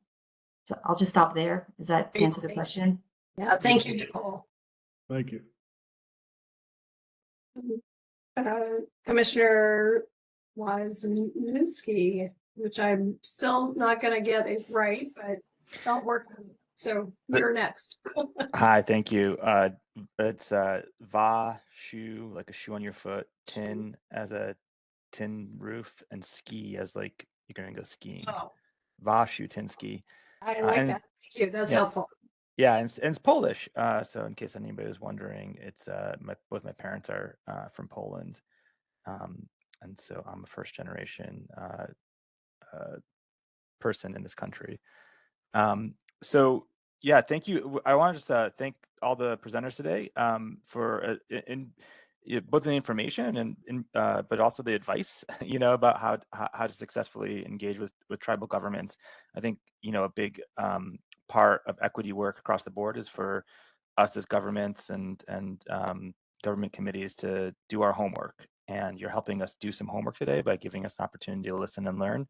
So I want to extend the thanks to that. I think another way we can do our homework is actually something we've done recently over the summer is look at AT&I resolutions as they pertain to climate and energy, so that we can better understand where there's overlap between our draft climate justice plan and priorities that tribal governments have expressed.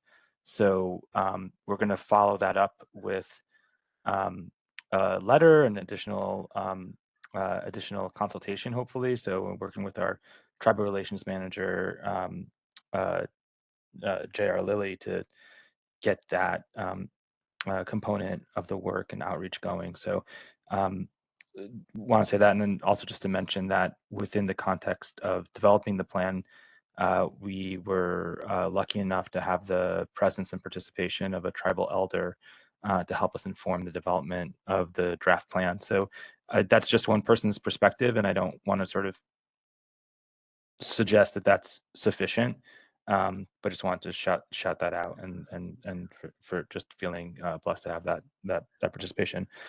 And finally, I wanted to say, like, I think something that was really sobering in the presentation today was just sort of the science, and realizing, as was stated, the physics, there's the laws, and then there's the laws of physics, and we don't get to win on those. We just have to deal with them. And one of the things, I guess, my question is for our folks here is, like, what are some climate solutions that you're really excited about? And conversely, what are some things, as we embrace the energy transition, are things that you're concerned about? I think the Klamath restoration is an amazing example, maybe an underappreciated carbon sequestration opportunity, as well as the organic matter, goes out into the Pacific and gets sequestered. Undamming releases that stored carbon and methane buildup that happens behind dams. And so it's a climate solution, I think, maybe underlooked in addition to being a benefit to wildlife. But are there other climate solutions that you're excited about, or things that you're really kind of like popping off as major concern areas for you as we move forward with the energy transition? Question. The panelists, do you want to respond? So climate concerns, there's two big ones. There's been a lot of reanalysis lately, really particularly around the warming effects of clouds and upper atmospheric phenomenon. The two things. One, a lot from like fossil fuels, there's been this reflective effect that wasn't fully accounted for, and how much it really contributed. So as there is this transition down, there's actually going to be a slight uptick in heat production. But as more water vapors in the air, right? Because like melting ice caps, it doesn't just go into the ocean; it actually goes predominantly into the atmosphere. We're seeing some really strange warming trends that didn't show up in the models, particularly in the North Atlantic, but it's also potentially contributing to more rapid warming. Also, there's been some reanalysis of historical climate data, from ice cores and others, that may indicate that it was a bit colder than initially projected. So when you readjust for the models, again, you're starting to see a bit more of a drastic warming and some like climate impacts that could lead to, I don't want to scare anyone, but might be worth understanding what a runaway methane event would look like and what the impacts of that would be. I've mentioned already as really understanding that the energy transition hasn't occurred. There's only been an advance in say solar, wind, and hydro that actually hasn't replaced a lot of fossil fuels. It's only augmented it.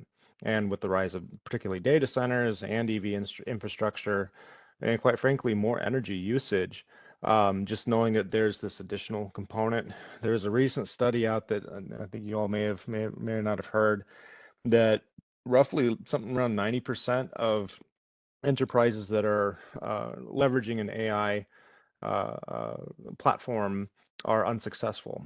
So thinking about how much energy cost is going to virtually no output, right? That's something to really consider. It also has big water impacts. Another big concern that I have that I don't think gets addressed enough, but is really going to be critical, not just for tribes, but really anyone in the Pacific Northwest, is poleward demographic shift. We're already starting to see it. And I think that that's a big challenge, because you can have the best environmental protection, mitigation, land use planning in the world, but one human can do a lot of damage. Millions of humans within 10-year timeframes will do a lot of damage. So being able to really prepare for that, and again, like how that happens, at state or federal levels is very sensitive, but making sure that you really understand what are going to be environmental impacts and how to manage for, and again, if you have an extreme heat event, I'm sure many of you are aware of the Portland 2020, and you're going to have a lot more public health resources required for those, the larger your demographic shift is. Yeah. Any solutions you're particularly excited about? Yeah, dam removal it's much more effective than I think that a lot of people had projected. Um, Forest management, like selective forest harvesting, because I think like a lot of times you'll have, a plan for a 40-year cut. And it's actually kind of a net carbon contributor up to that point, but 40 to 80 years is really effective for both kind of like microclimate, keeping a space cool, but also for carbon reduction. I would stray away from carbon capture and storage. I don't, from what I've seen, hasn't been all that effective. I do see this strange social recognition finally that climate change is real, and some of the debates of is it human caused or not are finally getting to the point where there seems to be this general acceptance kind of across the aisle of what is causing it, that it's real and needs to be addressed. And that does give me a little bit of hope, kind of pointing out to the gentleman that spoke earlier, like it's really hard to argue against reality. Some are good at it, but you can only do that so long. I would Yeah. I was gonna Sorry, actually go ahead. offer the going back to sort of points of hope and challenge. I think in working at PSU and with students and young people, have had great concern about increasing apathy and just really low morale amongst young people about their future, their hope. And I pardon the language, but I am going to quote directly from one of our young people. We are inheriting a shit show. That's what the young people have said. And so, I'm trying to be really um, honest and helpful to their efforts and endeavors, but I also see a lot of young people who really care and really want to understand this. And Patrick joined us for our Youth Water Summit. And every year that we get youth at this water summit, they're tribal youth from around the Pacific Northwest. I am consistently impressed with their level of at their age, I was just a goofball. They mean business. They're asking some really serious questions, some very informed questions. So while there is a segment of young people who have this apathy, there is also a segment of young people who are ready to do the work. And so for me, that gives me some hope and want to elevate and help them as much as I can. I think that's one thing is in sort of tribal succession planning, at least from my view, is that we're a ladder. We're not trying to make them start from step one. We want to help them elevate where they're at and help them go higher and further with what they can do in their capacity. And so that's, I think, for me, looking at opportunities, challenges, but opportunities in this sector to nurture that care and stewardship. Thank you. I love the fact that you identified yourself as a goofball early on. And I think I think you're right. There are a lot of people who younger folks that are very serious about the topic. So that is hopeful. Commissioner Garcia. Yeah, thank you all so much again for the presentation and sharing your information. I really resonated with a lot of things you were saying, and I really appreciate the focus on relationship building and also regional connectivity. I think definitely as with what is happening on the federal government coming together in our regions for our combined issues is super important. And I was wondering, could you talk a little bit more about some of the issues that you are working on regionally, or some of the issues that have been made easier because you are working on it in a regional capacity.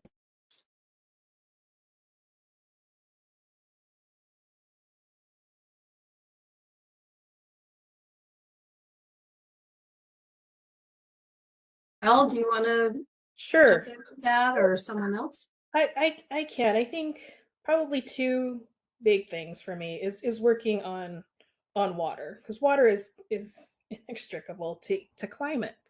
When you just look at the hydrologic cycle and the impacts all the way around. I have, as Patrick mentioned, great concern about this shift because we in the Pacific Northwest, our watersheds benefit heavily from much of them being managed within federal public lands. And being able to ensure that we have as clean and healthy watersheds as we can, because we're going to be facing many more challenges and impacts to water quality, water quantity, and just environmental health considerations. And then I sort of think about the work that we're doing sort of regionally with states. I get to be involved. Actually, Sybil Ackerman Munson was very instrumental in helping us with our foundational funding and program design. Thanks, Darrell. Shout out to Sybil. I sent you a little personal chat, by the way, with my new phone number. Okay, great. But just a testament to your work. I mean, it's growing, and we're continuing to do the work in the region now. It was isolated to Oregon, but we've branched out now and working in Washington and some work in Southeast Alaska. So yeah, I think that's been one of those areas that I think has been beneficial, specifically in this space. But like I said, this like climate, water touches everything. That's one of the beautiful attributes of this ball that we live on called planet Earth is the unique aspect of having the element of water around. So Thank you. Senator Golden, and then I think we're going to move to the next topic. Thank you. This kind of goes full circle back to my earlier remarks of how politicized this issue is in Salem. You all are familiar with that. And I was hearing Patrick's view that we're making progress, that there isn't the kind of denial there was, that the realities of what Oregon's experienced in recent years kind of makes it harder to think otherwise. That doesn't show up in our Salem politics because, and I mentioned this before, a lot of my Republican colleagues feel hostage to the politics. They have a view that they can't really acknowledge that we've got a climate problem here, or a man-made climate problem. And the best counter to that is direct stories and conversation from the people who live in their districts. And of the 4 Senate districts on the east side, 3 are held by Republicans. They all have tribes in their districts. I would say that what I have heard from them on issues other than climate is an interest in the tribal perspective, sometimes strong support. That hasn't been as politicized, and I'm generalizing here. And, there also, I think, another generality, there's a respect on natural resource issues based on the belief, Democrat and Republican, that the tribes are realistic and knowledgeable about what's going on the ground, for maybe more than white Oregon is. And so my Republican colleagues listen and care by and large about that. So my long-winded question is it practical or viable for tribal members, whether it's leadership designated or not, to have more direct conversations with their legislators in Salem, preferably, but some way or another? I will tell you, in my 7 sessions, I have been visited very little by tribal members on issues. We've done it, and I can't remember ever on climate. We've had conversations and input this last session on hatchery issues that were significant, but not on climate. So my sense is, as I try to move to a place where none of the legislators feel hostage, but can act on what they think's best for their constituents. I'd love for them to hear from tribal people more directly what their experience is on the ground the last couple decades, how their homes are changing. And that may be the most potent counterforce to the, political capture that I was talking about before, that really keeps Republicans from joining the climate effort. So what are the obstacles to that, to direct constituent input from tribal folks on climate to their, especially East Side senators and representatives? Question, Senator Golden. Thank you. Any responses? Yeah, I do have a response to that. I think, I think part of it is this is probably the time that it should happen. I think because tribes and tribal communities, tribal representatives, and when I'm talking about the tribal community leadership, there's both the elected tribal leaders, but then there's also your sector of community leaders and activators, and some of them are people that going to an example I know most closely is Warm Springs. I mean, you've got the Confederate Tribes of Warm Springs and our elected leadership at the tribal council level, but you also have some major nonprofit leaders there too, with like the Warm Springs Community Action Team. Then you've got some of the enterprise leadership, like at Warm Springs Power and Water Enterprise and Warm Springs Bureau of Natural Resources. So there's sort of diversity in that level of leadership. But I think for so long that the emphasis has really been on that federal government to government relationship. But because of the day and time we're in, that the opportunity, and I think the tribes definitely are going to see it more, but also I think with the increased level of activity with the state and the tribes' commitment to trying to figure out what is our relationship, what has it been, what does it look like, and what could it look like going forward. And I really kind of am picking that sense up when I'm with conversations about the government to government task force, with the planning of the governor's annual summit.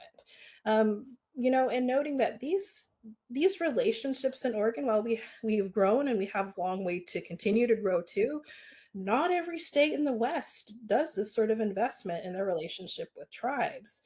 But I think on the East Side in particular, when I start to look at our communities, we have shared things. Like a perfect shared concern that I've heard from multiple people is, how do we manage this darn juniper?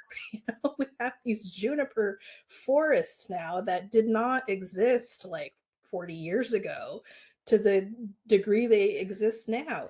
So I think it's examples like that. And I'll go back to the water example as well. My tribe worked quite a bit when they were doing their water rights settlement agreement and in the Deschutes River. And at that time, again, there were a lot of contentious issues, and they were really had got themselves all wrapped around the axle on their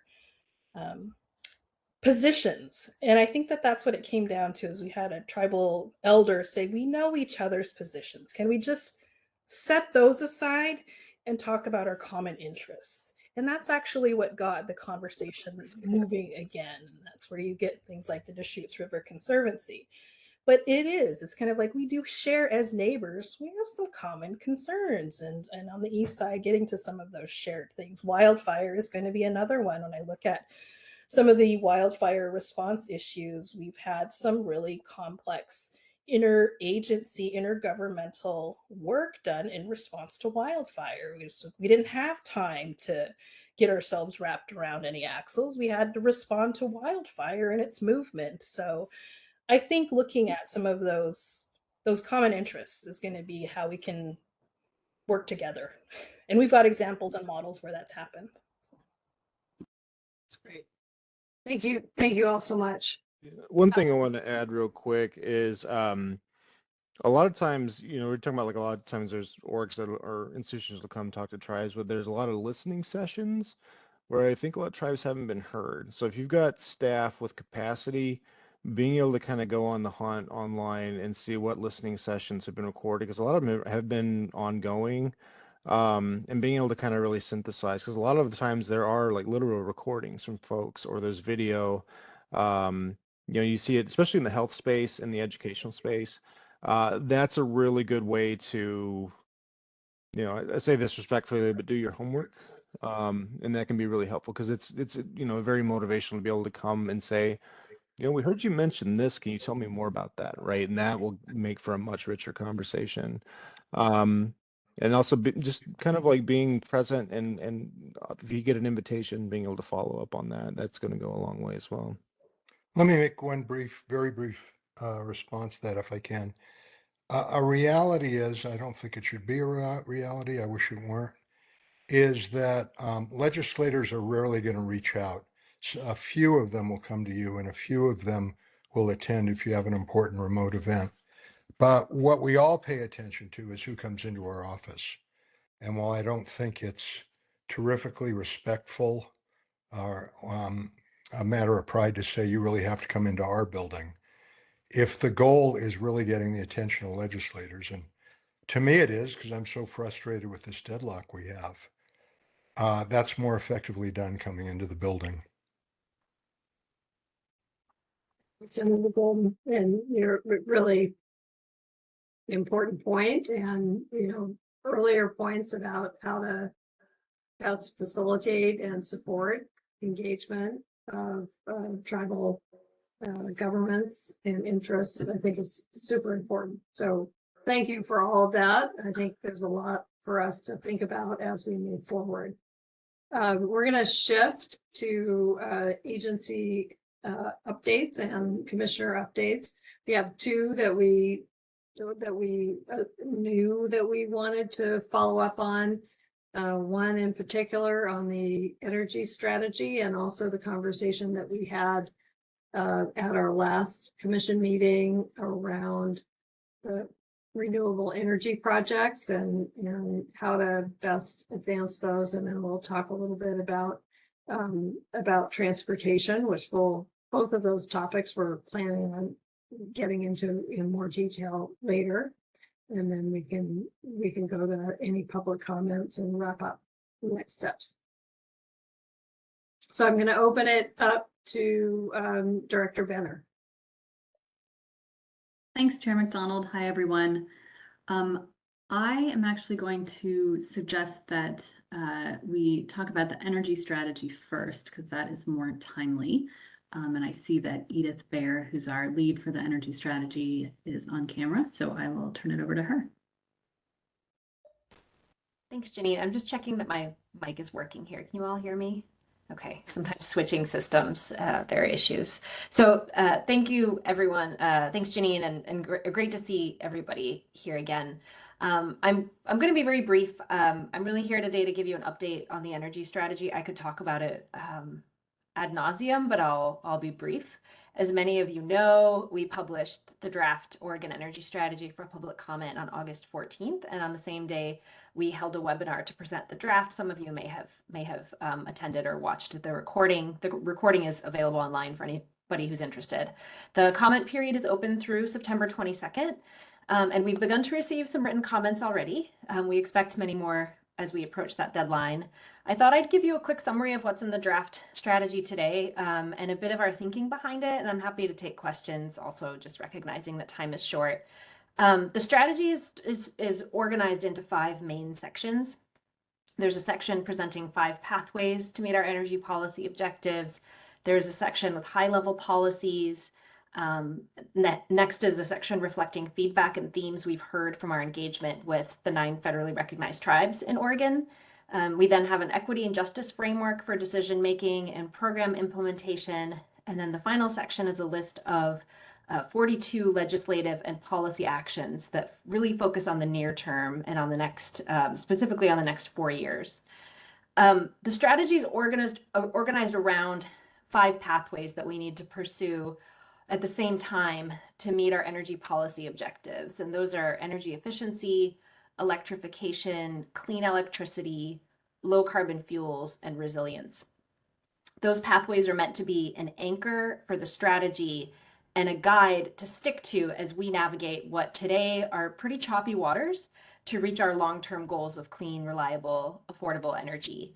The high-level policies in the next section really serve to elaborate on those pathways. So for example, energy efficiency is a pathway, and then the policies split that pathway up into buildings, industry, and transportation to get a little bit more specific, since each of those sectors is really distinct from the others.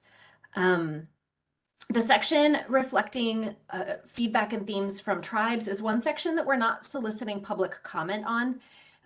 It's a section that's not meant to get ahead of government to government process that we have with each sovereign tribe, but it is meant to inform the thinking, to reflect what we've heard, not to reflect any individual tribe's perspective, but to help us kind of collectively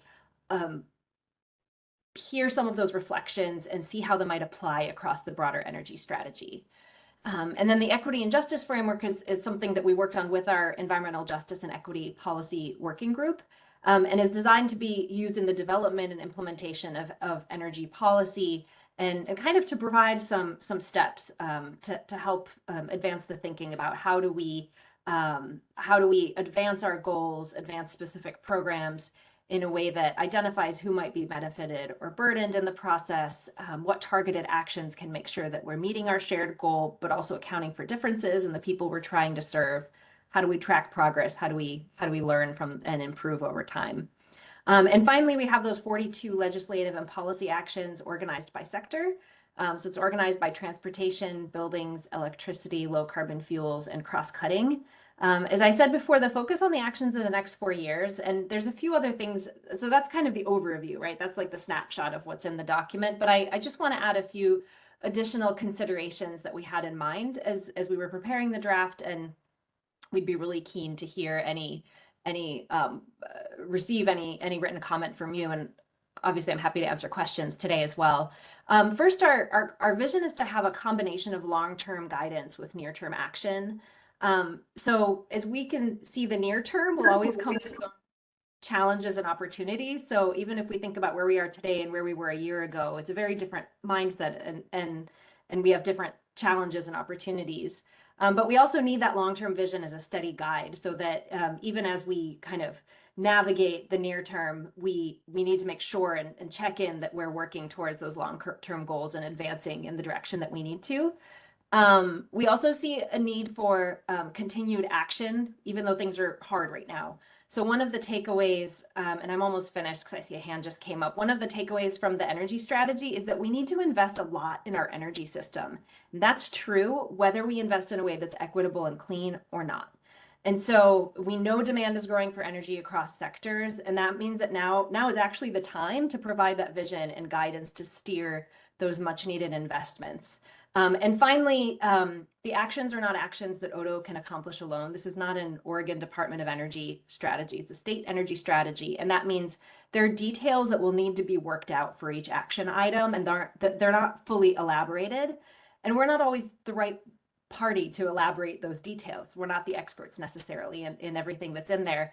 And so we've worked closely with peer agencies to inform the actions, and we're also going to be looking forward to, after November 1st, once this is published, how do we take these ideas forward? So thanks, and I already see one hand up. Thank you, Edith. Commissioner Waschinsky. Thank you. Thank you for the plan. I've been reading it, and in anticipation of submitting comments. And I just want to note that it's very well done and comprehensive. So just congratulations on that body of work. Just in the related, so when you mentioned the due date for the comments, there's another set of comments that are due on that same day as fate would have it. In this case, the EPA rollback of the endangerment finding, and then the rollback of greenhouse gas emissions around transportation sector.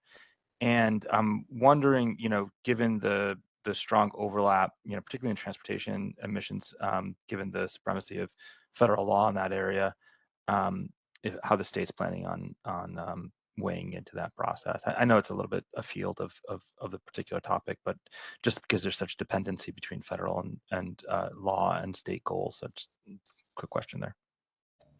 Chairman, I can answer that question. So the leads on the both of those, the emissions waiver rollback and also the endangerment finding redaction are both being led by DEQ and DOJ, both having different kinds of parts to it. So we've been contributing it, and Jeff Crook on our team has been working with the DEQ folks to provide the information about the stuff that we've been doing at Odo that would be and the energy strategy, so that Jeff, correct me if I'm wrong, they've submitted their final letters on both of those. The final letter comments are due from agencies tomorrow. Actually, today, since it's Today, Friday. But it's actually due on the 22nd. Yeah, so they'll be submitting in by the deadline. So we've been kibitzing with them on that. Circling back to Director Benner, do you want to add any comments? Sure. And I see we've only got 3 minutes left. So well, I think we're going past noon, so. Okay, I actually have to unfortunately leave right at noon for another commitment, but maybe I'll start the conversation and look forward to continuing this at a future commission meeting. Kathy let me know there was some additional interest in the issue of accelerating renewable energy project development to meet expiring tax credits. And as I mentioned, I think this would be a great topic for a future commission meeting where we have more time to dedicate it. I think this is a topic that could be the subject of a 3-day workshop. We'd need to bring in a lot of other state agencies, developers, et cetera, transmission owners, utilities. But you know, one of the key takeaways from the energy strategy is that we are going to need to build a lot more clean electricity generation and associated infrastructure. And we heard at the last meeting that there is some additional urgency on this topic created by looming expiring federal tax credits. And there's some interest among some developers and figuring out how to get their projects into construction and finished in time to take advantage of those tax credits. And there's a lot of interest within the state of Oregon and the governor's office and Odo in trying to facilitate that as much as possible. We do have a state siting process in Oregon that's consolidated and thorough and allows for a lot of public engagement. It's not a quick process, but we have many projects that have received permits through this process or are close. In fact, we actually have 3 gigawatts of solar and 2 gigawatts of battery storage that have gone through the FSEC process and hypothetically could move into construction at any time. And we've been in touch with a lot of those companies and are actively working with them to make sure that they know what's needed to begin construction. But some of those, what our previous speaker last meeting might have called shovel-ready projects, that have their site certificates really appear to be running into issues with interconnecting into the grid and accessing transmission service and in finding buyers for their power. So this is not new. This is an issue that's been part of discussions for years. Interconnections, an important part of the development process, and reforms have been underway at FERC and the PUC and BPA. And implementation of the reforms is an ongoing process. So that's not a huge update in terms of additional action, but just to say that there is a lot of discussion, and I know Karen Power from the PUC would have had some thoughts to share if she'd been able to stick around. I'll just close with, in the energy strategy, one of the policy actions that we're recommending is to direct Odo to conduct a study on barriers preventing construction and interconnection of permitted projects, and then recommend actions to overcome those barriers. There's already been a lot of work done on this, really deep thinking, and so we would probably be doing this research at a high level and bringing people together to help problem solve. And I'd love to come back to the commission as we start scoping that work and give you updates and hear thoughts.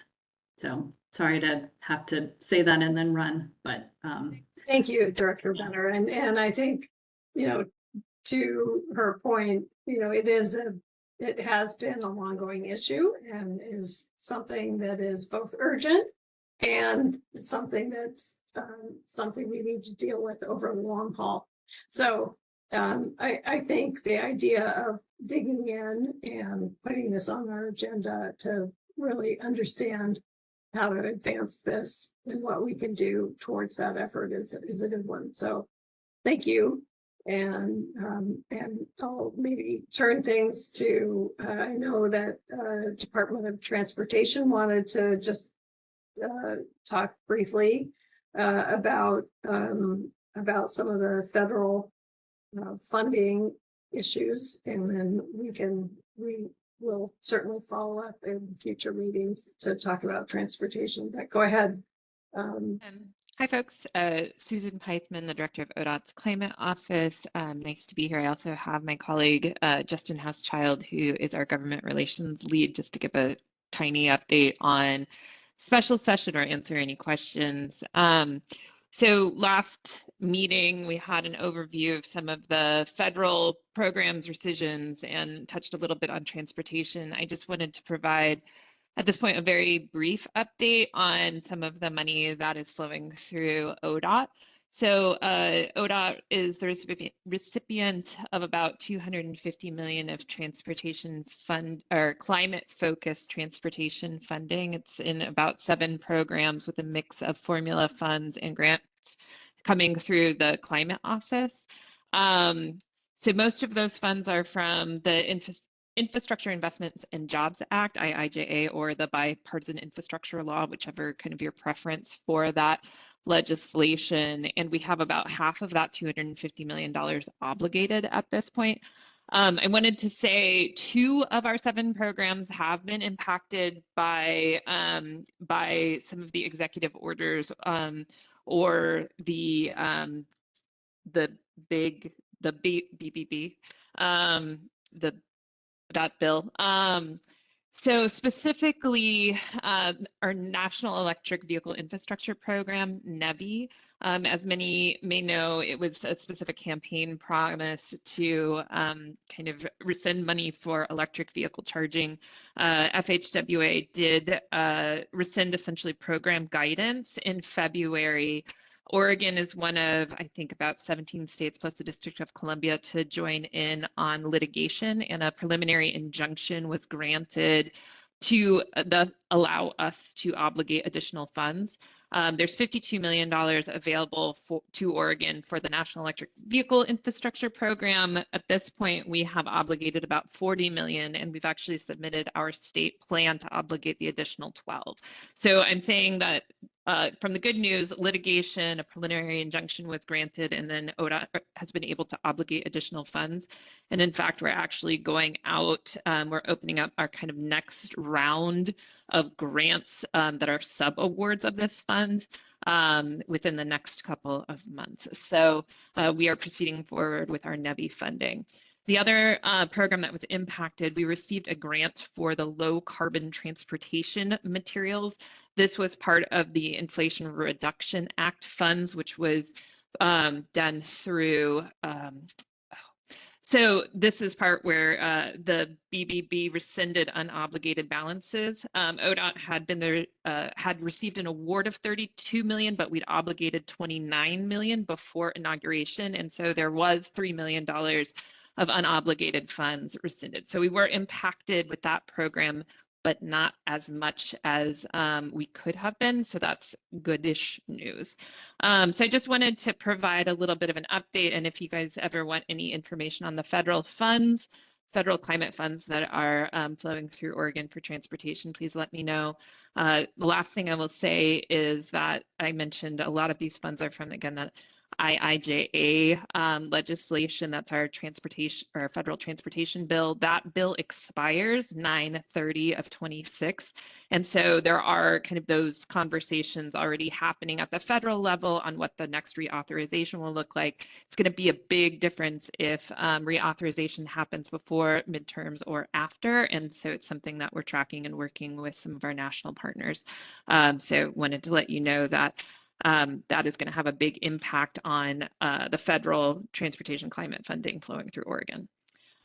So I will leave it with that. Tried to get my point across quickly. And then Justin, would you mind coming on camera and just giving a tiny little update about special session? Yeah, absolutely. Thanks so much, Susan. Happy to give a quick rundown here. I'll keep it pretty brief and maybe open it up to questions too, if there's time that works for the commission's agenda. Just a quick update on session. Of course, we're in the midst of a special session right now with the Oregon legislature, focused entirely on ODOT's transportation funding situation, also that of cities and counties and transit agencies. I think folks are probably generally tracking, but I'll give a quick overview of the bill. The bill is HB 3991. There's an accompanying budget measure, which is HB 3992. There's a sine die resolution, and there's actually another bill, 1221, from the minority. That bill has not moved through the process in the same way as 3991 and 3992. HB 3991 and its accompanying budget measure have passed the House. We're currently in a little bit of a lull, if you will, as we wait for the Senate to reconvene on September 17th. The Senate had to delay its third reading rather, of the measure until the 17th due to some ongoing health issues that Senator Gorsuch is working through. But we do anticipate the Senate to reconvene on the 17th, take up the bill for a third reading, debate, and a vote, and we'll see what happens at that point in time. A quick overview of the bill. The bill is really designed to be a stopgap solution, a Band-Aid for a wound that probably really requires surgery, if folks want to think about it in that way. ODOT is struggling with some really intense structural revenue challenges. This bill is meant to stave off the layoffs that are currently slated at ODOT, as well as a large portion of the vacancies that would otherwise have to be eliminated. It would prevent ODOT from having to make those layoffs and other steep reductions in the 25 and 27 biennium. It increases funds that would flow to local governments, provides a little bit of a boost, or provides a boost in transportation funding for transit agencies. The caveat there is that there is a fiscal cliff to that, so that's presumably something that the legislature will revisit in future sessions. And the bill also includes accountability provisions, simplification of some weight mile truck taxation stuff, and a road usage charge as well. Increases the gas tax by 6 cents, increases the reg fee, increases the title fee, and increases the state payroll tax by 0.1%. Though again, that has a fiscal cliff to it. So that's a really quick hit summary of kind of where we're at in the process, and what that bill covers. But happy to answer any questions folks might have. Thank you both for your overview. I've heard that, unlike maybe in past times, this isn't a transportation package as much as it is a budget bill to address some of the issues. So does that mean we have opportunities? And you kind of spoke to this, Justin. Do we have opportunities to think about other transportation emissions reductions efforts outside of this process? It's a good question. It's a good question. It's very much not a transportation funding package. So that is, I think, the right frame to look at it in. It's very much a cure up measure in a lot of ways. The bill, for instance, doesn't include any funding for ODOT projects, right? All the funding from the new state highway funding will be dedicated expressly to agency operations and maintenance, both at the governor's direction and that being the agency's intent really from the beginning, of course. And so I think there certainly will be additional conversations in the future around transportation funding, primarily given the kind of the limited runway into the future that this bill has. Right, this does not cure up transportation funding for ODOT in a permanent way, and so I think the conversation will very much be one that likely resurfaces in future biennia. Other questions before we shift?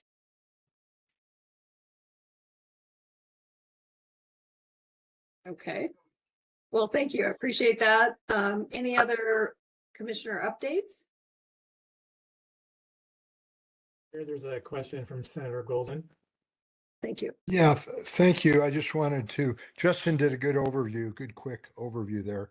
We're going up next Wednesday. I expect we're going to pass the bill, but for all the lack of clarity about the future, one thing has become clear, a partisan difference that isn't going to go away, which is the legislators on this call and other Democrats were very interested and have been advocating for a year for a package that had climate mitigation pieces to it. Transit, of course, qualifies. There were other as well, climate impact considerations.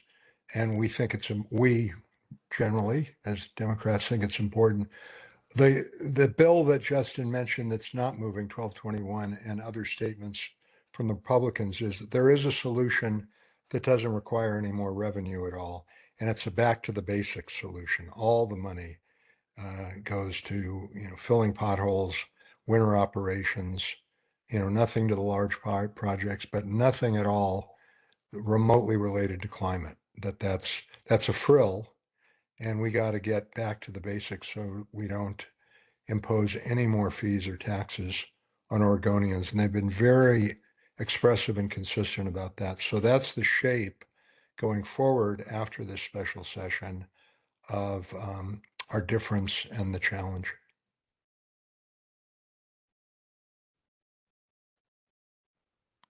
Okay, well, Jeff, do we have any public comment?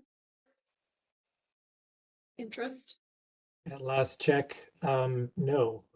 But Okay. let me do a quick check of our attendee lists. And actually, yeah, before the meeting, there weren't any signups, so.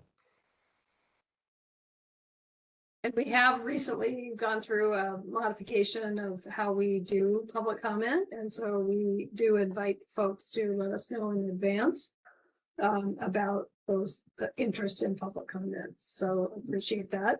If we could just maybe go to the next steps slide, and then we'll cap things off. Jeff, Jen, can if you you could do bring that? the slide deck up, thank you. So we do have a meeting a month for the end of the year, through the end of the year, and then into the beginning of next year.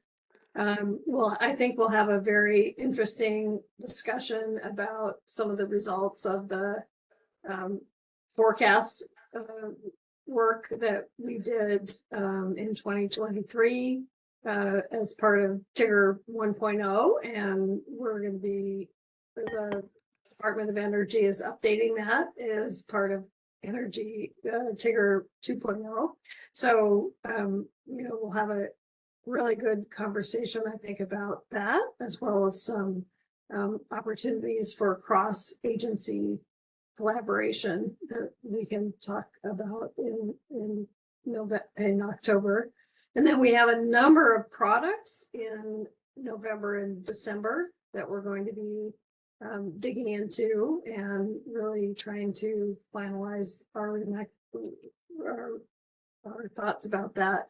And then at the beginning of the year, we're really going to be talking about kind of our work plan. So we have two major responsibilities in 2026. One is for us to develop recommendations on natural and working land sequestration goals and also NCS metrics. And then we have our biennial report to the legislature that's due in the fall. So those are big things that we want to make sure we're starting to think about how to best organize ourselves and make sure we're hearing information that will help us guide those two things. So that'll be a big part of our January meeting. We're going to look at a different time allocation or a different scheduling is probably a better way to put it, because we've had a few of our agency directors that have not been able to participate because of conflicts with their board and commission meetings. So we're going to look for a slightly different time. Hopefully that'll work for everyone. But starting in January, but we also, will be digging into some very important parts of our responsibilities. So In any event, thank you all. If there are any brief questions, otherwise I'll close the meeting.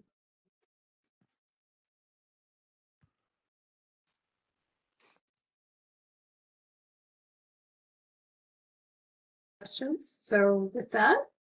Thank you, Kathy, for pushing through the meeting with your cold. Thank you. Appreciate Feel better soon. Yeah. Great meeting. Thanks so much. that. I will close the September 12th meeting of the Oregon Climate Action Commission meeting. And I look forward to seeing you all next month.